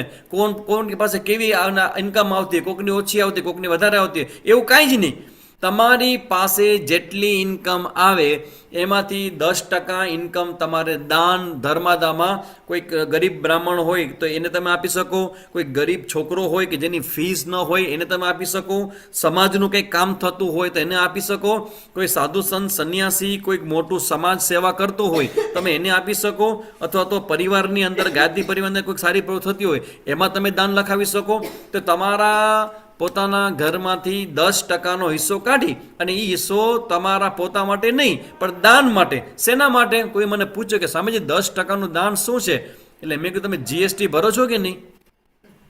આ સરકારને તમે જીએસટી આપો છો ને, કારણ કે સરકાર દ્વારા તમારું રક્ષણ થાય છે, સરકાર તમને રોડ પાણી લાઇટની બધી વ્યવસ્થાઓ આપે છે, તમને સલામતી આપે છે, તો પછી એ સરકાર પૈસા જેમ જીએસટી લે છે ને એમ આ પ્રકૃતિનો જીએસટી છે. પણ હું નહીં કાઢું તો પ્રકૃતિ લેવા આવવાની છે? કારણ કે જીએસટી તમે ન કાઢો ને તો સરકાર તમારા આંગણે આવે અને તમને પૂછે કે તમારે જીએસટી કેમ ભર્યું નથી, તમે દંડ કરે. તો સ્વામીજી હવે પ્રકૃતિ ને ભગવાન તમારી પાસે ક્યાં લેવા આવે છે? અમે 10% ધારો કે દાન ન કરીએ તો શું ફરક પડશે? સાંભળજો, પ્રકૃતિએ પોતાના દંડ દેનાર લોકોને બનાવેલા રાખેલા છે આપણા સમાજમાં. એક છે ડોક્ટર, એક છે વકીલ અને એક છે પોલીસ. આ 3 ડિપાર્ટમેન્ટ છે કે જે આપણી જીએસટી વસૂલ કરવા માટે છે. આપણા ઘરમાં આવતી સંપત્તિ કદાચ શુદ્ધ ન હોય, આપણે ત્યાં આવતી સંપત્તિમાં ઘણા બધા દેવી દેવતાઓનો હિસ્સો છે. એટલે આપણે શું કરવું પડે કે ધારો કે તમે આ 10%નું દાન ન કરો, ના ખાટીએ તો ગમે એવી રીતે જતી રહે. હા, કરેક્ટ છે. ગમે તેવી રીતે તમારા આવે ત્યાં આવેલી લક્ષ્મી છે એ પોતાનો રસ્તો કરી જ લે છે, કેમ કે આ તો ભગવાનનું જગત છે ભાઈ. અને ભગવાન પોતાની વ્યવસ્થા કરે. અચાનક જ કોઈ કેસ થઈ જાય, અચાનક પોલીસ કેસ થઈ જાય, કોર્ટમાં જવું પડે, અને ડૉક્ટર પાસે તો જવું જ પડે. આજકાલ ડૉક્ટરોનો ખિસ્સા તો જે ભરાય છે. કેમ? કારણ કે આપણે બધું જ આપણા પોતાના સ્વાર્થ માટે જ કમાઈએ છીએ ને સ્વાર્થ માટે જ ઉપયોગ કરીએ છીએ. એવું ન ચાલે. તમે જેટલું કમાતો એમાં સમાજનો હિસ્સો છે, તમે જે કમાવો છો એમાં પિતૃઓનો હિસ્સો છે, તમે જે કમાવો છો એમાં દેવતાનો હિસ્સો છે. એમ તમે જે કમાવો છો એમાં તમારા સામાજિક કામ જે બધા થતા હોય આસપાસની અંદર, સારા સારા કામ થતા હોય, એ બધી જગ્યાએ તમારું ઇન્વોલ્વમેન્ટ હોવું જોઈએ. હવે એ શેના માટે છે? તો કે તમે જ્યારે 10%નું દાન કરો છો ત્યારે તમારા જે 90% છે ને એનું પ્રોટેક્શન ભગવાન કરી દે છે. એટલે 10%માંથી 20 અને 30% લઈ લેશે, કાંઈ જ નહીં થાય. તમે જુઓ તે શેર બજાર કકડ ભૂસ થઈ ગયું, લાખો રૂપિયામાં વયા ગયા, કેટલાય રોડ ઉપર આવી ગયા. હવે જે કોઈ હોય તો આ તો ભગવાન છે ભાઈ. ભગવાન અને પ્રકૃતિની સામે કોઈ મનુષ્ય જીતી ન શકે. એટલે આ બધા સિક્રેટ એવા છે કે જે તમને આપણે લોકોને સમજાવી તો ખબર પડે કે સટલ વર્લ્ડ જેવું છે, સૂક્ષ્મ જગત જેવું છે. તમે એક જ વસ્તુ જોઈ લો કે સૂક્ષ્મ જગતનો તમને મોટો બેનિફિટ તમને કહી દઉં કે અત્યારે તમે બધા બહેનો જે સ્થિતિમાંથી પસાર થવ છો તો એમાં તમને આ જ્ઞાનની અત્યંત જરૂરી છે. તમારા ઘરમાં રહેલા બાળકના જ્ઞાનની કેટલી બધી જરૂર છે. તો હવે તમે ને હું કેવી રીતે મળીએ? મારે જ્ઞાન દેવું છે ને તમારે જ્ઞાન લેવું છે. તો પહેલી વખતનો જ્યારે મારો ટોક હતો ત્યારે મેં વાત કરી ત્યાં કે થેન્ક્સ ટુ ગાયત્રી પરિવાર. એ ગાયત્રી પરિવારે આવું સુંદર મજાનું માતાની પાઠશાળા ચાલુ કરી. અને અચાનક જ એક બેન મને આવીને કીધું કે સ્વામીજી તમારે કે અમારે પાઠશાળામાં ક્લાસ લેવાનો છે. અને એ ક્લાસ મેં લીધો ને પછી તમને કહ્યું ના સ્વામીજીને હમણાં વાંધો નથી ને પછી આપણે ગીતાજી ભણવાનું ચાલુ થયા. તો વિચાર કરો, તમે ઘર બેઠા તમે આ સ્વામીજીના જ્ઞાનને સાંભળો છો તો આ પ્રકૃતિના આશીર્વાદ નહીં તો બીજું શું? આ સટલ વર્લ્ડ છે, સૂક્ષ્મ જગત છે. તમે મને કોઈ ઓળખતો નથી, હું તમને કોઈ ઓળખતો નથી, પણ તોય અત્યારે તમારા જીવનની આ સ્થિતિની અંદર પણ તમને કેટલો બધો મોટો સપોર્ટ પ્રકૃતિ અને ભગવાન કરી રહ્યા છે.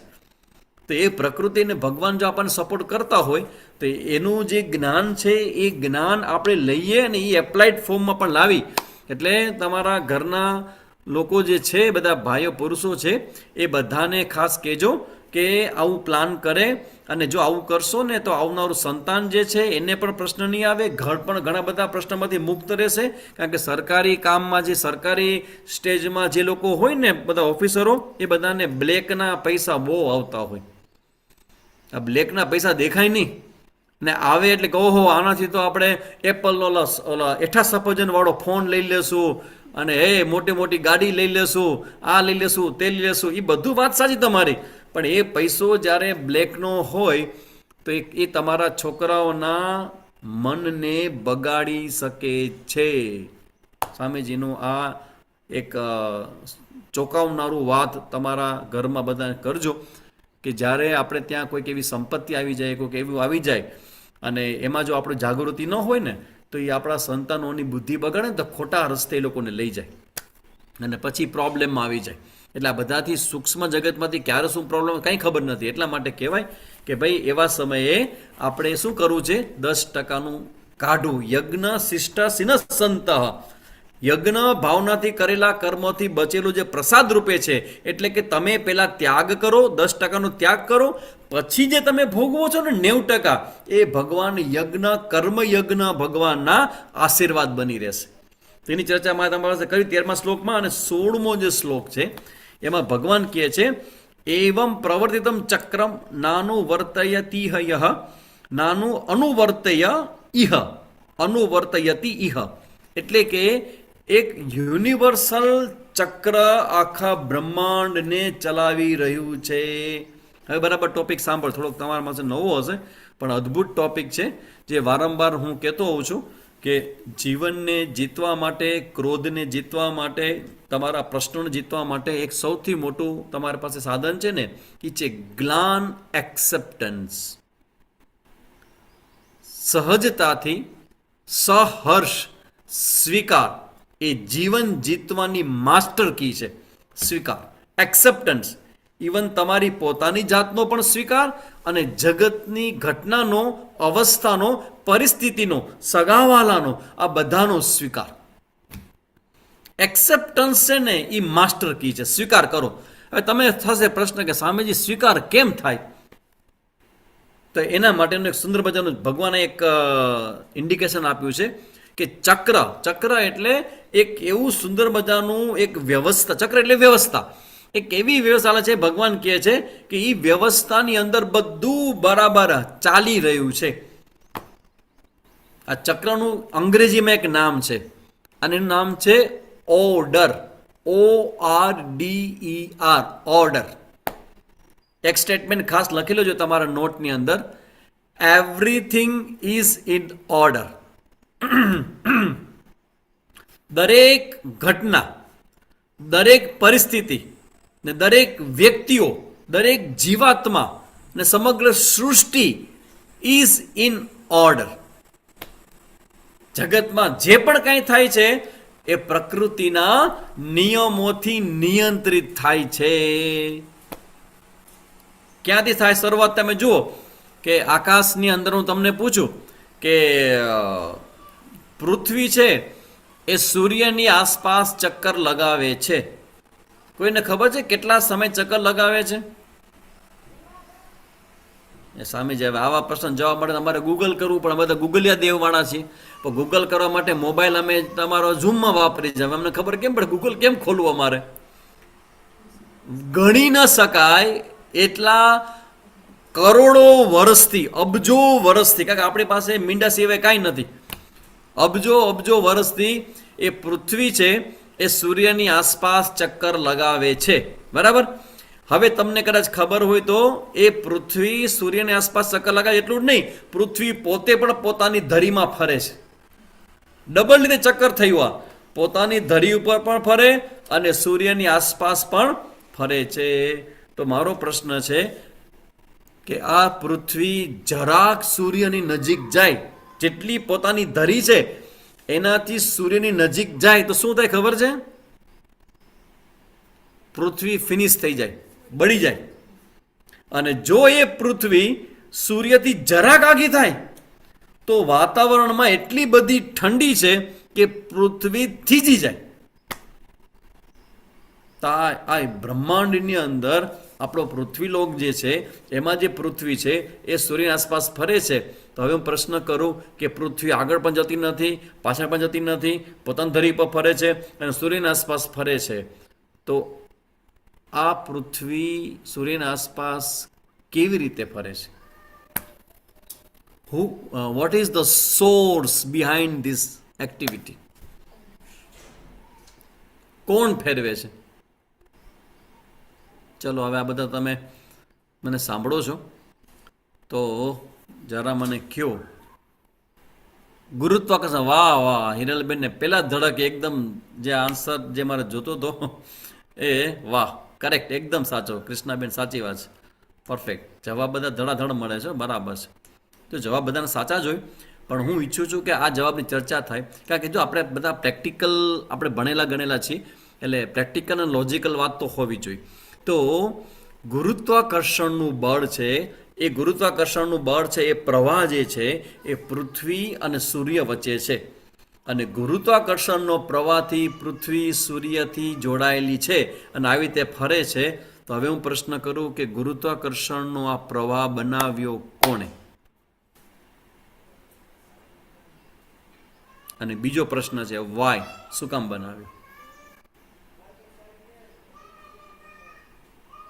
ન્યૂટને નહીં ન્યૂટને તો ગુરુત્વાકર્ષણનો નિયમ શોધ્યો છે એને બનાવ્યો નથી જવાબમાં સાચો છે ન્યૂટન છે એ ન્યૂટને ઉપરથી એ ઝાડ નીચે બેઠો હતો અને ઉપરથી શું પડ્યું સફરજન તો એને વિચાર આવ્યો કે આ સફરજન ઉપર નીચે કેમ પડ્યું નીચે એનું નામ વૈજ્ઞાનિક જે આપણે કદી વિચાર ન શકીએ ને એ વિચાર બધું બરાબર છે એટલા હા બધા જવાબ આવવા માંડ્યા છે હા મને તમારા જવાબ એટલા માટે જોઈએ છે હું પણ જોઉં કે તમે લોકો કેટલું અને કેવી રીતે વિચારી શકો છો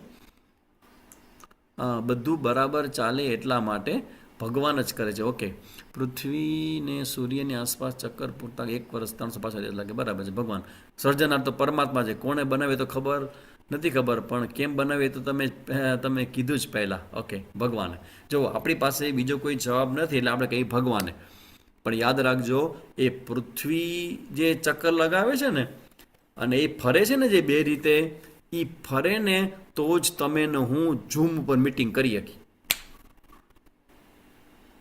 આ તમે બધા મારી સામે બેઠા છો બરાબર તમારા ઘરની અંદર હું અહીંયા મારા આશ્રમમાં બેઠો છું તો આપણે જે કોમ્યુનિકેશન થાય છે મતલબ તમારું જીવન જે ચાલે છે કે મારું જીવન ચાલે છે એ આ પૃથ્વીને કારણે તો ચાલે છે આ સૃષ્ટિમાં જેટલું પણ કંઈ ચાલે છે એ બધું એને કારણે જ ચાલે છે એટલે એટલું તમે યાદ રાખજો કે એવરીથિંગ ઇઝ ઇન ઓર્ડર એક શબ્દ છે અંગ્રેજીમાં એવરીથિંગ ઇઝ ઇન ઓર્ડર ઓર્ડરને જો આપણે વૈજ્ઞાનિક પરિભાષામાં સમજવું હોય ને તો એને કહેવાય કોઝ એન્ડ ઇફેક્ટ આમાં કોઈ સાયન્સનો વિદ્યાર્થી કોઈ હશે જેને સાયન્સમાં ભણેલા હશે એ લોકોને ખબર હશે cause and effect always go together કાર્ય અને કારણ એક છે કારણ અને એક છે કાર્ય હવે કાર્ય છે ને એ કારણથી નિયંત્રિત થાય છે અને કારણ છે ને એ કાર્ય ઉપર પોતાનું સંપૂર્ણ પ્રભુત્વ ધરાવે છે એટલે કાર્ય કારણનો સિદ્ધાંત જે છે એ જેમ પૃથ્વી અને સૂર્ય વચ્ચે છે એમ હું તમને કહું કે આપણે બધા શ્વાસ લઈ શકીએ છીએ કોને કારણે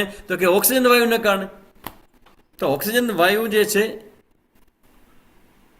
internal mass and G constant સૂર્યનું માસ વધુ છે એટલે બધું એમને ખેંચી રાખ્યું છે હા ચલો એક સાયન્ટિફિક કોઈ જવાબ આવ્યો છે અને સાયન્સની દૃષ્ટિએ પણ જવાબ છે કે ઇન્ટરનલ માસ અને જી કોન્સ્ટન્ટ સૂર્યનું માસ વધુ છે એટલે બધું એને ખેંચી રાખ્યું છે હા એટલે ખેંચી રાખવાનું કારણ જે છે ને દેટ ઇઝ કોલ્ડ ગુરુત્વાકર્ષણ ગ્રેવિટેશનલ ફોર્સ આખો પૃથ્વીનું પણ પોતાનું છે એટલે આપણે બધા પૃથ્વીની સપાટી પર છીએ હવે બસ આ તમે મને તમે કોઈ પણ રીઝન છે ને એ સાયન્ટિફિક તમે કહી શકો પણ જ્યારે હું એમ કહું ને કે વાય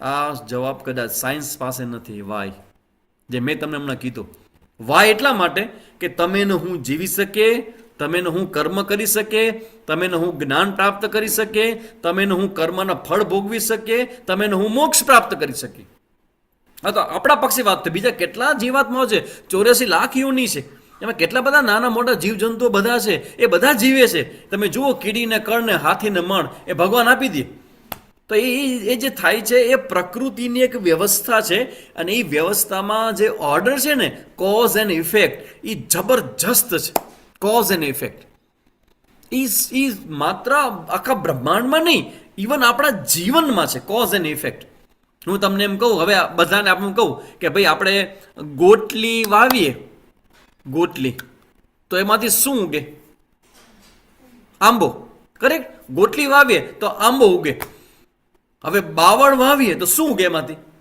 વાય શું કામ જેવું બીજ એવું વૃક્ષ આવું કોણે નક્કી કર્યું?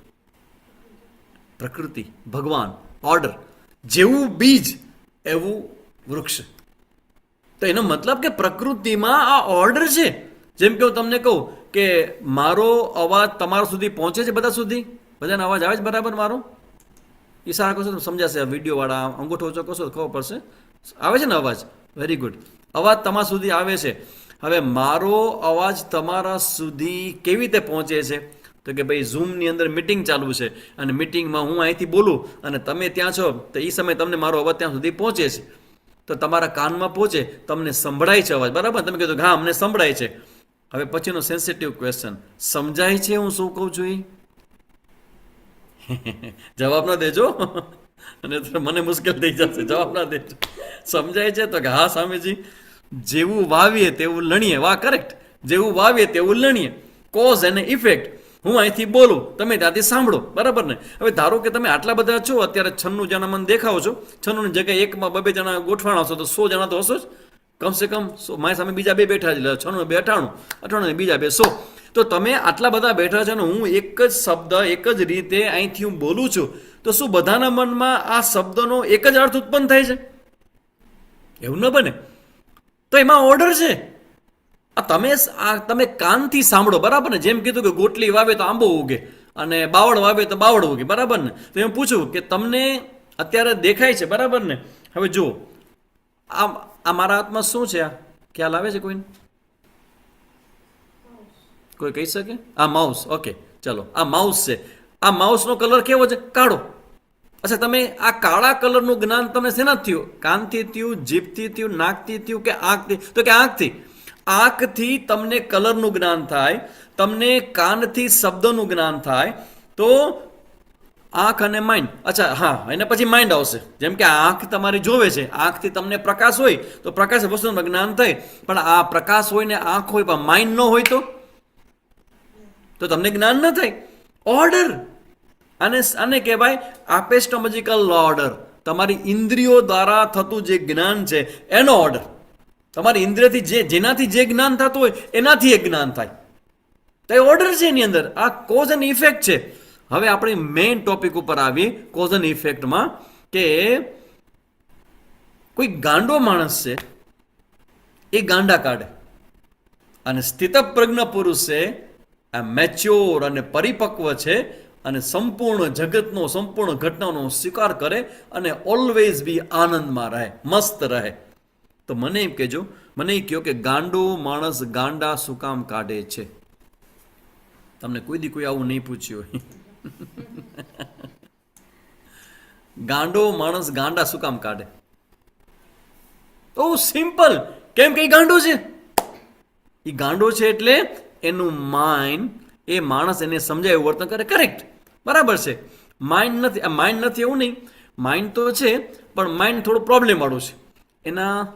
એના માઇન્ડનો વિકાસ ન થયો હોય, તેને પ્રતિને માઇન્ડ અસ્થિર છે, એને ખબર જ નથી કે શું સારું છે કે શું. કરેક્ટ. આ તમારા બધા જવાબ છે બતાવે છે કે માઇન્ડ બરાબર ન હોય, માઇન્ડ અયોગ્ય હોય, માઇન્ડમાં કોઈક રોગ થયો હોય તો એ માઇન્ડ વર્તન કેવું કરે?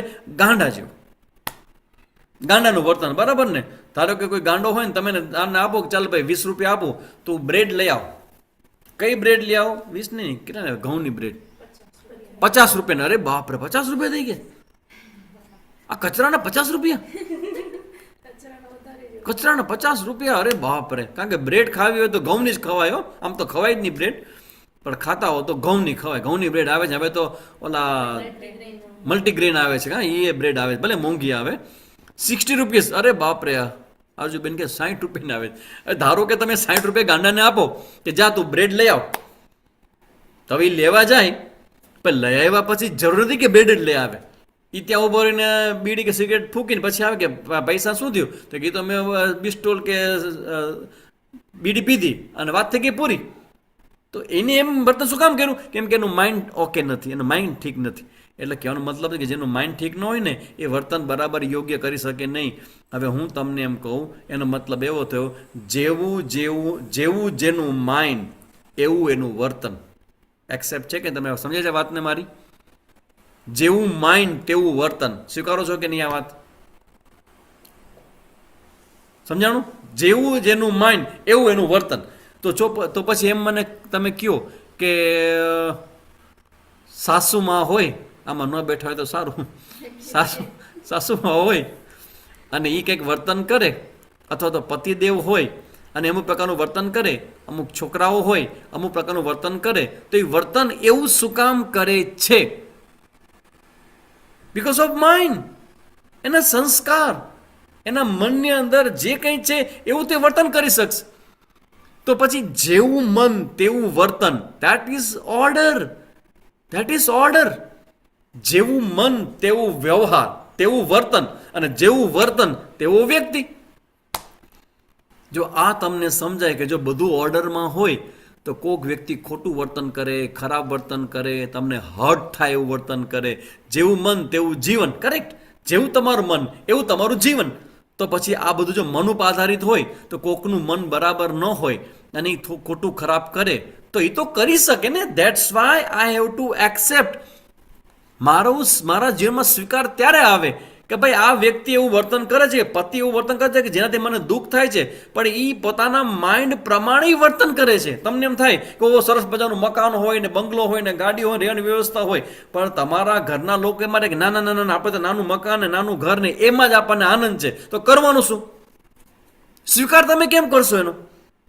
એટલા માટે કે જેવું મન તેવો વિચાર, જેવો વિચાર તેવી પસંદગી, જેવી પસંદગી તેવું જીવન. તો તમે પ્રયત્ન કરી શકો એના વિચારને બદલવાનો, પણ જરૂરી નથી કે તમે એના માઇન્ડને બદલી શકશો. એ માઇન્ડથી એને એવું જ દેખાય, એના માટે એ જ એનું મૂલ્ય હોય. એટલે કહેવાય કે આ સ્વીકાર જે છે ને એ આને કારણે આવે કે જો બધું ઓર્ડરમાં હોય, everything is in order, then I have to accept every person in my life. મારા જીવનમાં મારા પતિ હોય, મારા દીકરા હોય, દીકરી હોય, સાસુમાં હોય, નણંદ હોય, જે પણ કોઈ હોય, મારે મારા જીવનમાં બધાના વર્તન વ્યવહારનો સ્વીકાર કરવો જોઈએ. કેમ? કેમ કે એ ઓર્ડરમાં છે, એ યુનિવર્સલ ઓર્ડરમાં છે, એ ભગવાનના ઓર્ડરમાં છે. અને એવી રીતે એક બીજો ઓર્ડર છે કર્મનો ઓર્ડર. અને એ કર્મનો ઓર્ડર જે લાસ્ટમાં જે સૌથી મહત્વનો છે, તો એ આજે મારું ધ્યાન અચાનક જ ગયું કે થઈ ગયા છે 5:12 ઉપર કાંટો ગયો છે. આજનો ટાઈમ આપણો પૂરો થયો છે. એટલે જે કર્મનો ઓર્ડર છે ને, એ કર્મનો ઓર્ડર આવતીકાલે જ જોશું. કોઈ મને કહેતું કે રોજ રોજ સત્સંગ કરવાનો થાય તો આપણે 2 દિવસ તો રોજ રોજ સત્સંગ કરવાનો થાય, શુક્રવારે કરીને શનિવારે કરી. તો આવતીકાલે આપણે ઓર્ડર જે છે ભગવાનનો ઓર્ડર, એમાં આપણે માઇન્ડના લેવલ સુધી જોયો છે, પણ કર્મનો ઓર્ડર આપણે આવતીકાલે જોશું કે આપણા કર્મ ને આપણું ધર્મ એ બંને આપણા ઓર્ડરના જ એક ભાગ છે. અને આ ઓર્ડર જે છે ને એ બધું જ છે. ઇવન આ ભક્તિયોગ છે, કર્મયોગ છે, એ બધા માટે આ ઓર્ડરને સમજવો બહુ જરૂરી છે. અને ઓર્ડરને કારણે આપણે આપણી જાતનો પણ સ્વીકાર કેમ કરી શકીએ એની ચર્ચા. જેવું વર્તન કરે છે ત્યારે તેનું મન પોતાના સેલ્ફ કંટ્રોલમાં નથી હોતું. ત્યારે કરેક્ટ, એકદમ મયુરીબેન સાચી વાત છે કે જ્યારે જે વ્યક્તિ જે વર્તન કરે છે એ સમયે એ પોતાનો કદાચ કંટ્રોલ નથી કરી શકતો અને એને વર્તન થઈ જાય છે. તમે જો ઘણા લોકો એવો છે કે કહે છે કે મારાથી થઈ જાય છે, એટલે મતલબ એમ કે એ આઉટ ઓફ કંટ્રોલ છે. અને મોટાભાગે મને એવું લાગે કે ઇવન અર્જુન પણ આ 3જા અધ્યાયમાં છેલ્લે પૂછે છે કે અનિચ્છનપી વાસણે બલાદેવન નિયોજિત, કે ભગવાન અમારા મનમાં એવું શું છે કે જેને કારણે અમારાથી બળાત ન કરવું હોય તો પણ અમારાથી થઈ જાય છે? શું કામ થઈ જાય છે? આવો ફોર્સ શું છે? પછી ભગવાનનો જવાબ આપશે. પણ ત્યાં આપણે સ્વીકારીએ કે આપણે બીજાનો સ્વીકાર કરવા માટે આ ઓર્ડરને ધ્યાનમાં રાખશું તો કદાચ બીજાનો જીવન, બીજાનું વર્તન, બીજાનો વ્યવહાર કદાચ આપણે સ્વીકારી શકીએ તો તમે જીતી ગયા. જો તમે બીજાનો સ્વીકાર કરી શક્યા તો કમસે કમ તમારા જીવનમાં બહુ મોટી શાંતિ તમને થઈ જશે. અને આજના છેલ્લા અને સારા સમાચાર એ છે કે આજે મારે ક્યાંય પ્રોગ્રામ માટે જવાનું નથી, તો 5-10 મિનિટ આપણે ક્વેશ્ચન આન્સર માટેની મળી છે. તો તેમાં તમારા લોકોને કંઈ પૂછવું હોય, કંઈ કહેવું હોય તો એ પ્રશ્નો તમે એક શાંતિપાઠ કરું પણ તમે પ્રશ્નો તમારા મૂકી શકશો. તો એના ઉપર આપણે આગળ ચર્ચા લઈ જશું. બાકી આવતીકાલે ફરીથી પાછા આપણે આ ઓર્ડરને આગળ લઈ જશું અને કર્મનો ઓર્ડર છે એ આપણે જોશું. ઓમ પૂર્ણમદ પૂર્ણમિદમ પૂર્ણાત પૂર્ણમુદચ્યતે પૂર્ણસ્ય પૂર્ણમાદાય પૂર્ણમેવાવશિષ્યતે ઓમ શાંતિ શાંતિ શાંતિ. હરિ ઓમ શ્રી ગુરુભ્યો નમઃ. હરિ ઓમ. ઇવન આજે પણ અને આવતીકાલે પણ 2 દિવસ એવા છે કે જેમાં મારે બીજા કોઈ જગ્યાએ જવાની હરીભરી નથી, તો હા કરીશું અને જીવનમાં શાંતિ મેળવીશું. Thank you so much. વાહ વાહ. મયુરીબેન કહે છે કે સરસ, તમે જે કીધું એવું તો વર્તન કરશું અને જીવનમાં શાંતિ પણ મળશે અમને. તો અત્યારે આપણે હવે તમારા બધા પ્રશ્નો મેં ખોલી રાખ્યા છે, તમે જે પણ લાઇટ કરશો. સ્વામીજી, તમે પહેલાં ઓઇલનું કીધું તો હતું, આવી ગયું છે, તો એને કેવી રીતે લગાવો? ઓહ, અરે વાહ, આવી ગયું છે, વાહ, સરસ. મેં કીધું કે બધા પોતાના મન પર વર્તન કરે છે, આપણે સામેવાળાના વર્તન વ્યવહારને સ્વીકારી ન શકીએ તો આપણે ખરાબ કર્મ કર્યું. ના ના ના ના ના, બીજા કોઈના વર્તનને આપણે સ્વીકારીને, કૃષ્ણાબેન જે કહે છે કે બીજાના વર્તનને સ્વીકાર ન શકીએ તો આપણે ખરાબ વર્તન કર્યું ન કહેવાય, પણ આપણે વધારે મેચ્યોર થવાની જરૂર છે, વધુ પરિપક્વતાની જરૂર છે. આપણે બીજા કોઈ વર્તન ખરાબ કરે તો જો આપણે સ્વીકારી શકીએ તો આપણે જ્ઞાની થયા, આપણે વધારે મોટા થયા, આપણે જેને કહેવાય ને કે પરિપક્વ વ્યક્તિ કહેવાય. બાકી તમે ન કરી શકો તો તમે ખરાબ કર્યું એમ તો ન જ કહેવાય, પણ તમારે ધીમે ધીમે ધીમે એને સ્વીકારતા જવું જોઈએ અને પછી તમે એમાં જીતી જશો. એના જોડે ભભૂતિને સિંદૂર આવ્યું છે. ભભૂતિ તમે મસ્તક લગાવવા માટે, સિંદૂર પર લગાવવા માટે છે. અને ઓઇલ જે છે ને એને તમારી ડ્યુટીની નીચેનો પેટનો જે ભાગ છે ને એ બધા ભાગ ઉપર લગાવવાનું હોય. આમ તો મોટે ભાગે 7મા મહિના પછીની લોકો કહેતા હોય છે કે તમારો 7મો મહિનો બેસે ને પછી ઓઇલ લગાવવાનું હોય. અને 7મા મહિના પછી તમે એને લગાવો તો પહેલાં પણ લગાવો તો પહેલાં પણ લગાવી શકો. અને ડ્યુટીથી નીચેના ભાગમાં એ તમારે સવારના ભાગમાં એક વખત આખા દિવસમાં તમારે ઓઇલને લગાવી દેવાનું હોય. અને મુખ્યતઃ કે જ્યારે એ લેબર પેન ઉપડે, જ્યારે બહુ મોટો 9મા મહિને દુખાવો ઉપડે ત્યારે ખાસ એ લગાવીને પછી ડૉક્ટર પાસે જવું. તો એ લગાવવાને કારણે ડિલિવરી છે એ નોર્મલ થઈ જવાની બહુ મોટી સંભાવના હશે.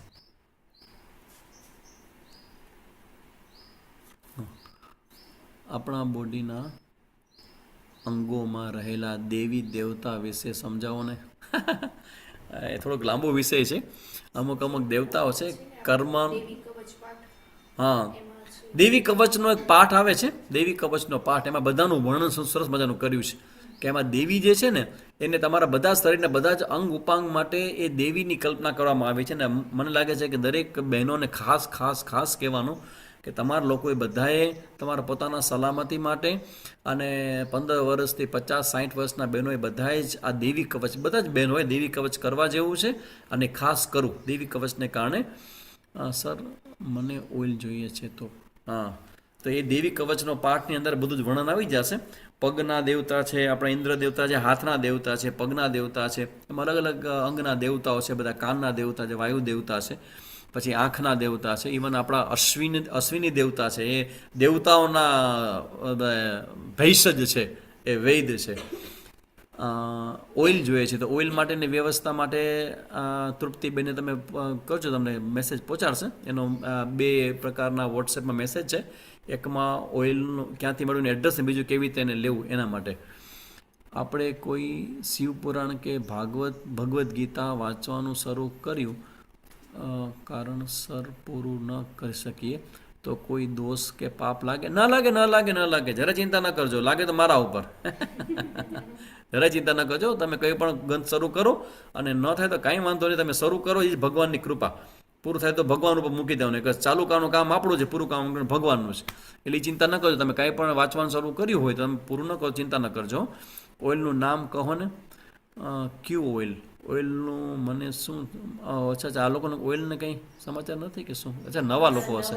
નવા આવા સ્થિતપ્રજ્ઞ વિશે શોર્ટ કંઈ કહી શકો તો પ્લીઝ. હું પહેલી વાર જ જોઈન થઈ છું. અચ્છા, ઓકે.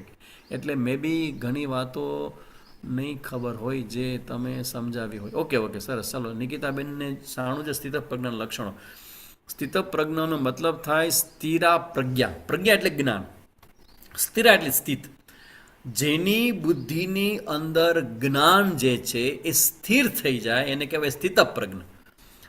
કયું જ્ઞાન? તો કે આત્મા વિશેનું જ્ઞાન, મારા અસ્તિત્વ વિશેનું જ્ઞાન, મારા હોવાપણાનું જ્ઞાન. જેને પોતાના હોવાપણાનું જ્ઞાન છે એ પોતાની બુદ્ધિમાં સ્થિર થઈ જાય અને જે પ્રમાણે જ્ઞાન હોય એ પ્રમાણે જ એ જીવન જીવતો હોય તો એને કહેવાય સ્થિતપ્રજ્ઞ. તો એવો જે પુરુષ છે એ સુખ દુઃખ અનુકૂળતા પ્રતિકૂળતા અને ભય અને નિર્ભયતા આવા વાતાવરણની વચ્ચે પણ એ સ્વસ્થ અને એક સરખું પોતાના જીવનને જોઈ શકે અને કોઈ પણ પ્રકારનું મોટા મોટું દુઃખ આવે કે મોટા મોટું સુખ આવે તો એને એ ડાયજેસ્ટ કરી જાય, એને કહેવાય સ્થિતપ્રજ્ઞ, જેનો ઇન્દ્રિય ઉપરના સંયમથી એની સાધના શરૂ થાય અને અંતે મન ઉપર નિયંત્રણ લાવે અને છેલ્લે એ પ્રકૃતિ ઉપર પોતાનો નિયમ લઈ આવે. એટલે એના પ્રાકૃતિક રીતે આપણે જે આવેશોને કારણે આપણે બધા હારી જતા હોય એ આવેશોની સામે પણ જીતી જાય, એનું નામ છે સ્થિતપ્રજ્ઞ. તો આ સ્થિતપ્રજ્ઞની ચર્ચા બીજા અધ્યાયમાં હતી, તો મેં તમે જરા શોર્ટમાં કહી દીધી છે. તૃપ્તિબેન, આ બધા લોકોને લિંક મોકલજો ગ્રુપમાં. ઓકે, કૃષ્ણાબેન કહે છે, હા તૃપ્તિબેન જરા આ લિંક જોશે એ લોકોને, બંને ઓઇલની છે. અને આ ઓઇલનો જો તમને જસ્ટ કહી દઉં કે ઓઇલ જે છે એ ગર્ભરક્ષાંબિકા દક્ષિણ ભારતમાં એક માતાજીનું મંદિર છે અને એ મંદિરમાં એક માતાજી જે છે એ ગર્ભની રક્ષા માટે જ બનેલા છે. તો ત્યાંથી એક પ્રકારનું અમુક પ્રકારનું ટિપિકલ પ્રકારનું ઓઇલ મળતું હોય છે, જેમાં જે વ્યક્તિનો જે બહેનને મંગાવવું હોય તેને પોતાનું નક્ષત્ર જે છે જન્મ નક્ષત્ર એ લખીને મોકલવાનું હોય અને પછી ત્યાંથી મંદિરમાંથી એની નામથી પૂજા થાય અને પછી એ ઓઇલ છે ને એ પાછું લઈ અને તમને શીશીમાં પૂરીને ઘરે મોકલે. 100 ગ્રામનું હોય અને એ તમે તમારા ગર્ભ ઉપર તમે લગાવો તો તમારા ગર્ભની રક્ષા થાય અને બાળકની રક્ષા થાય અને મોટા મોટું રિઝલ્ટ છે કે પેઇન વગરની ડિલિવરી થાય. એના માટે એ પેન મળતું હોય છે, એટલે એ ઓઇલ મળતું હોય છે. તો તૃપ્તિબેન છે એ ગ્રુપમાં મૂકશે તમને, તો તમે જોઈ લેજો. દુર્ગા પાઠ, દુર્ગા સપ્તસતી નામનું એક પુસ્તક છે અને એમાં દુર્ગા દેવી કવચ છે, 54 શ્લોકનું દેવી કવચ. બધા જ બહેનોએ દેવી કવચનો પાઠ રોજે રોજ કરવો જોઈએ. આપની સાથે જે પણ કંઈ ઘટના ઘટી રહી છે તે બધું જ ભગવાનની ઈચ્છાથી જ થાય? ના, ભગવાનની ઈચ્છાથી નહીં. ભગવાને તો જગત બનાવ્યું છે, પણ આપણી આસપાસ બનતી ઘટનાઓ આપણા કર્મોનું ફળ છે. જેમ કે તમને કહું કે તમારા પતિ જે છે એ પતિને તમે પસંદ કર્યો એવું મનમાં જો ભાવ હોય ને તો સમજી લેજો કે એવું નથી થતું. તમે જેને પસંદ કરો છો એ તમારા કર્મનું ફળ છે ને એ ફળ તમારી પાસે સામે ચાલીને આવે છે. એ પતિ હોય, સાસુમાં હોય, નણંદ હોય, દીકરા હોય, તમારી બહેન હોય, ભાઈ હોય, એ બધા માતા પિતા હોય, એ બધા જ તમારા જ કર્મોમાંથી જન્મેલા કર્મફળ છે અને એ જ તમારી સામે આવે છે. એટલે ભગવાનની ઈચ્છાથી થાય છે એવું નહીં, પણ આપણા કર્મ અને કર્મફળ મુજબ ભગવાન જગત બનાવ્યું છે. પછી જેવા આપણા કર્મો હોય એ પ્રમાણે આપણને એ લોકો દ્વારા અને એ ઘટનાઓ દ્વારા રિસ્પોન્સ મળ્યા કરે. એટલે જે કંઈ ઘટના ઘટી રહી છે એમાં સૌથી મોટો ફાળો આપણા કર્મનો છે. વાહ, સરસ, ગુડ ડિસ્કશન. હજી છે? હા, છે હજી. ઓઇલનું નામ કે ફોટો લિંક બધું ગ્રુપમાં મોકલી આપજો. ઓકે, હા, ઓઇલનું નામ આપો ને. હા સ્વામીજી, એવું હોય કે કોઈ જીવ કોઈ કુટુંબમાંથી જાય તો એ જીવાત્મા કુટુંબ? હા હા, આવે આવે, 100% આવે. કુટુંબમાં ફરી આવે જ છે. મારા સંપર્કમાં એવા છે અમુક લોકો કે જેને આ વાત થઈ હતી અને એવું અમે કીધું હતું કે આવી પ્રાર્થના કરો તો એ ફરીથી આવે છે અને 100% આવે છે. એમાં જરાય શંકા ન કરજો. તમારા પરિવારમાંથી ગયેલો જીવાત્મા છે એ ફરીથી તમારા પરિવારમાં આવી શકે, જેમાં કોઈ શંકા નથી. ઘણા બહેનોને પણ આવી ગયું છે. વાહ, ઘણા બધા બહેનોને ઓઇલ પહોંચી ગયું છે. ગુડ. આ નંબર પર મોકલો ઓઇલ લેવા માટે. ઓકે. ભાગવત વાંચવાનું ચાલુ કરીએ ત્યારે કોઈ મંત્ર બોલવાનો હોય? સહના બાબો તો મંત્ર હું બોલું છું, એક એ મંત્ર બોલવાનો હોય એ તમે બોલી શકો, અથવા તો સિમ્પલ ઓમ નમો ભગવતે વાસુદેવાય બેસ્ટમાં બેસ્ટ મંત્ર છે. એ મંત્ર બોલીને તમને ભાગવત ચાલુ કરી શકે. Thank you very much Swamiji. ના જોશી, સ્વામીજી અમને ઓઇલનો ફોટો તમે આમાં મોકલો ને, તો લિંક તો ખુલતી જ નથી. હા, ઘણા લોકોને લિંક ખોલવામાં પ્રોબ્લેમ આવે છે. એ લોકોને મંદિરમાં કંઈક પ્રોબ્લેમ આવ્યો હતો, પણ એક બેને કીધું કે એને ઓઇલ આવી ગયો એટલે પાછું ચાલુ થઈ ગયું હશે. તો એ ઓઇલ એમ એટલે એનું નામ જ તમે લખી નાખો, ગર્ભરક્ષાંબિકા. એટલું તમે જશો ને ગૂગલમાં કે ગર્ભરક્ષાંબિકા ટેમ્પલ દક્ષિણ ભારત, સાઉથ ઇન્ડિયા, તરત આવી જશે. ગર્ભરક્ષાંબિકા એમાં લખજો, ગર્ભરક્ષાંબિકા ટેમ્પલ સ્પેશિયલ ઓઇલ, તો બધું આવી જશે તમારી પાસે, બધું ખુલી જશે. ગર્ભરક્ષાંબિકા ટેમ્પલ ફોર ઓઇલ એવું લખજો એટલે બધું ખુલી જશે તમારે. ઓઇલની બોટલ આવી દેખાય છે. અચ્છા છે ફોટો કોને છે વિડીયો? અચ્છા અચ્છા અચ્છા હા આરજુ બેન બતાવે છે, કોઈને જોવી હોય તો જોઈ શકો. બોટલ આવી ગઈ, વાહ સરસ. માતાજીનો ફોટો પણ આવ્યો છે, એમાં એમને વિભૂતિ પણ આવી હશે જે માસ્તા ઉપર લગાવવાની છે, એ કુમકુમ પણ આવ્યું હશે, બહુ પ્રસાદ માતાજીનો, અને ઓઇલની બોટલ પણ આવી હશે. તમારે બસ હવે દર 2 મહિને 2 મહિને 3 મહિને આવું મંગાવી લેવું અને ઓઇલ લગાવવું. હા ખૂબ સરસ. તો તમે બધા બહેનોને એ ઘણો બધો બેનિફિશિયલ રહેશે. તો અહીંયા સુધી આપણે રાખીએ આજનો સત્સંગ. આપણે ફરી પાછા આવતીકાલે પાછા 4 વાગે ભેગા થશું અને ફરી ગાયત્રી મંત્ર રાત્રે બોલે કે નહીં, ગાયત્રી મંત્ર રાત્રે બોલાય કે નહીં, કાલે જવાબ તમને આપશો. આજે અમારી બેટરી પણ પૂરી થઈ છે, બેટરીનો વાયર લગાવ્યો નથી, સ્વિચ બંધ છે, તો હવે અહીંયા અટકાવીએ છીએ. ઓમ જય શ્રી કૃષ્ણ. હરિઓમ. હા તૃપ્તિબેન.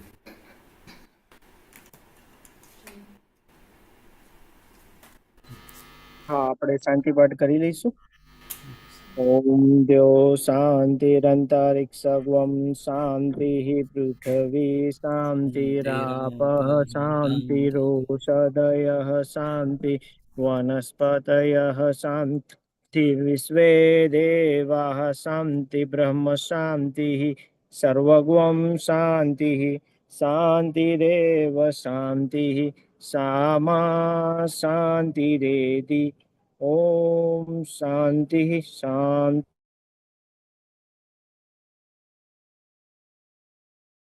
ભવતુ. બધાને ખૂબ ખૂબ ધન્યવાદ. આવતીકાલે ફરી પાછા 4 વાગે આપણે મળીશું. જય શ્રી કૃષ્ણ. જય ગાયત્રી.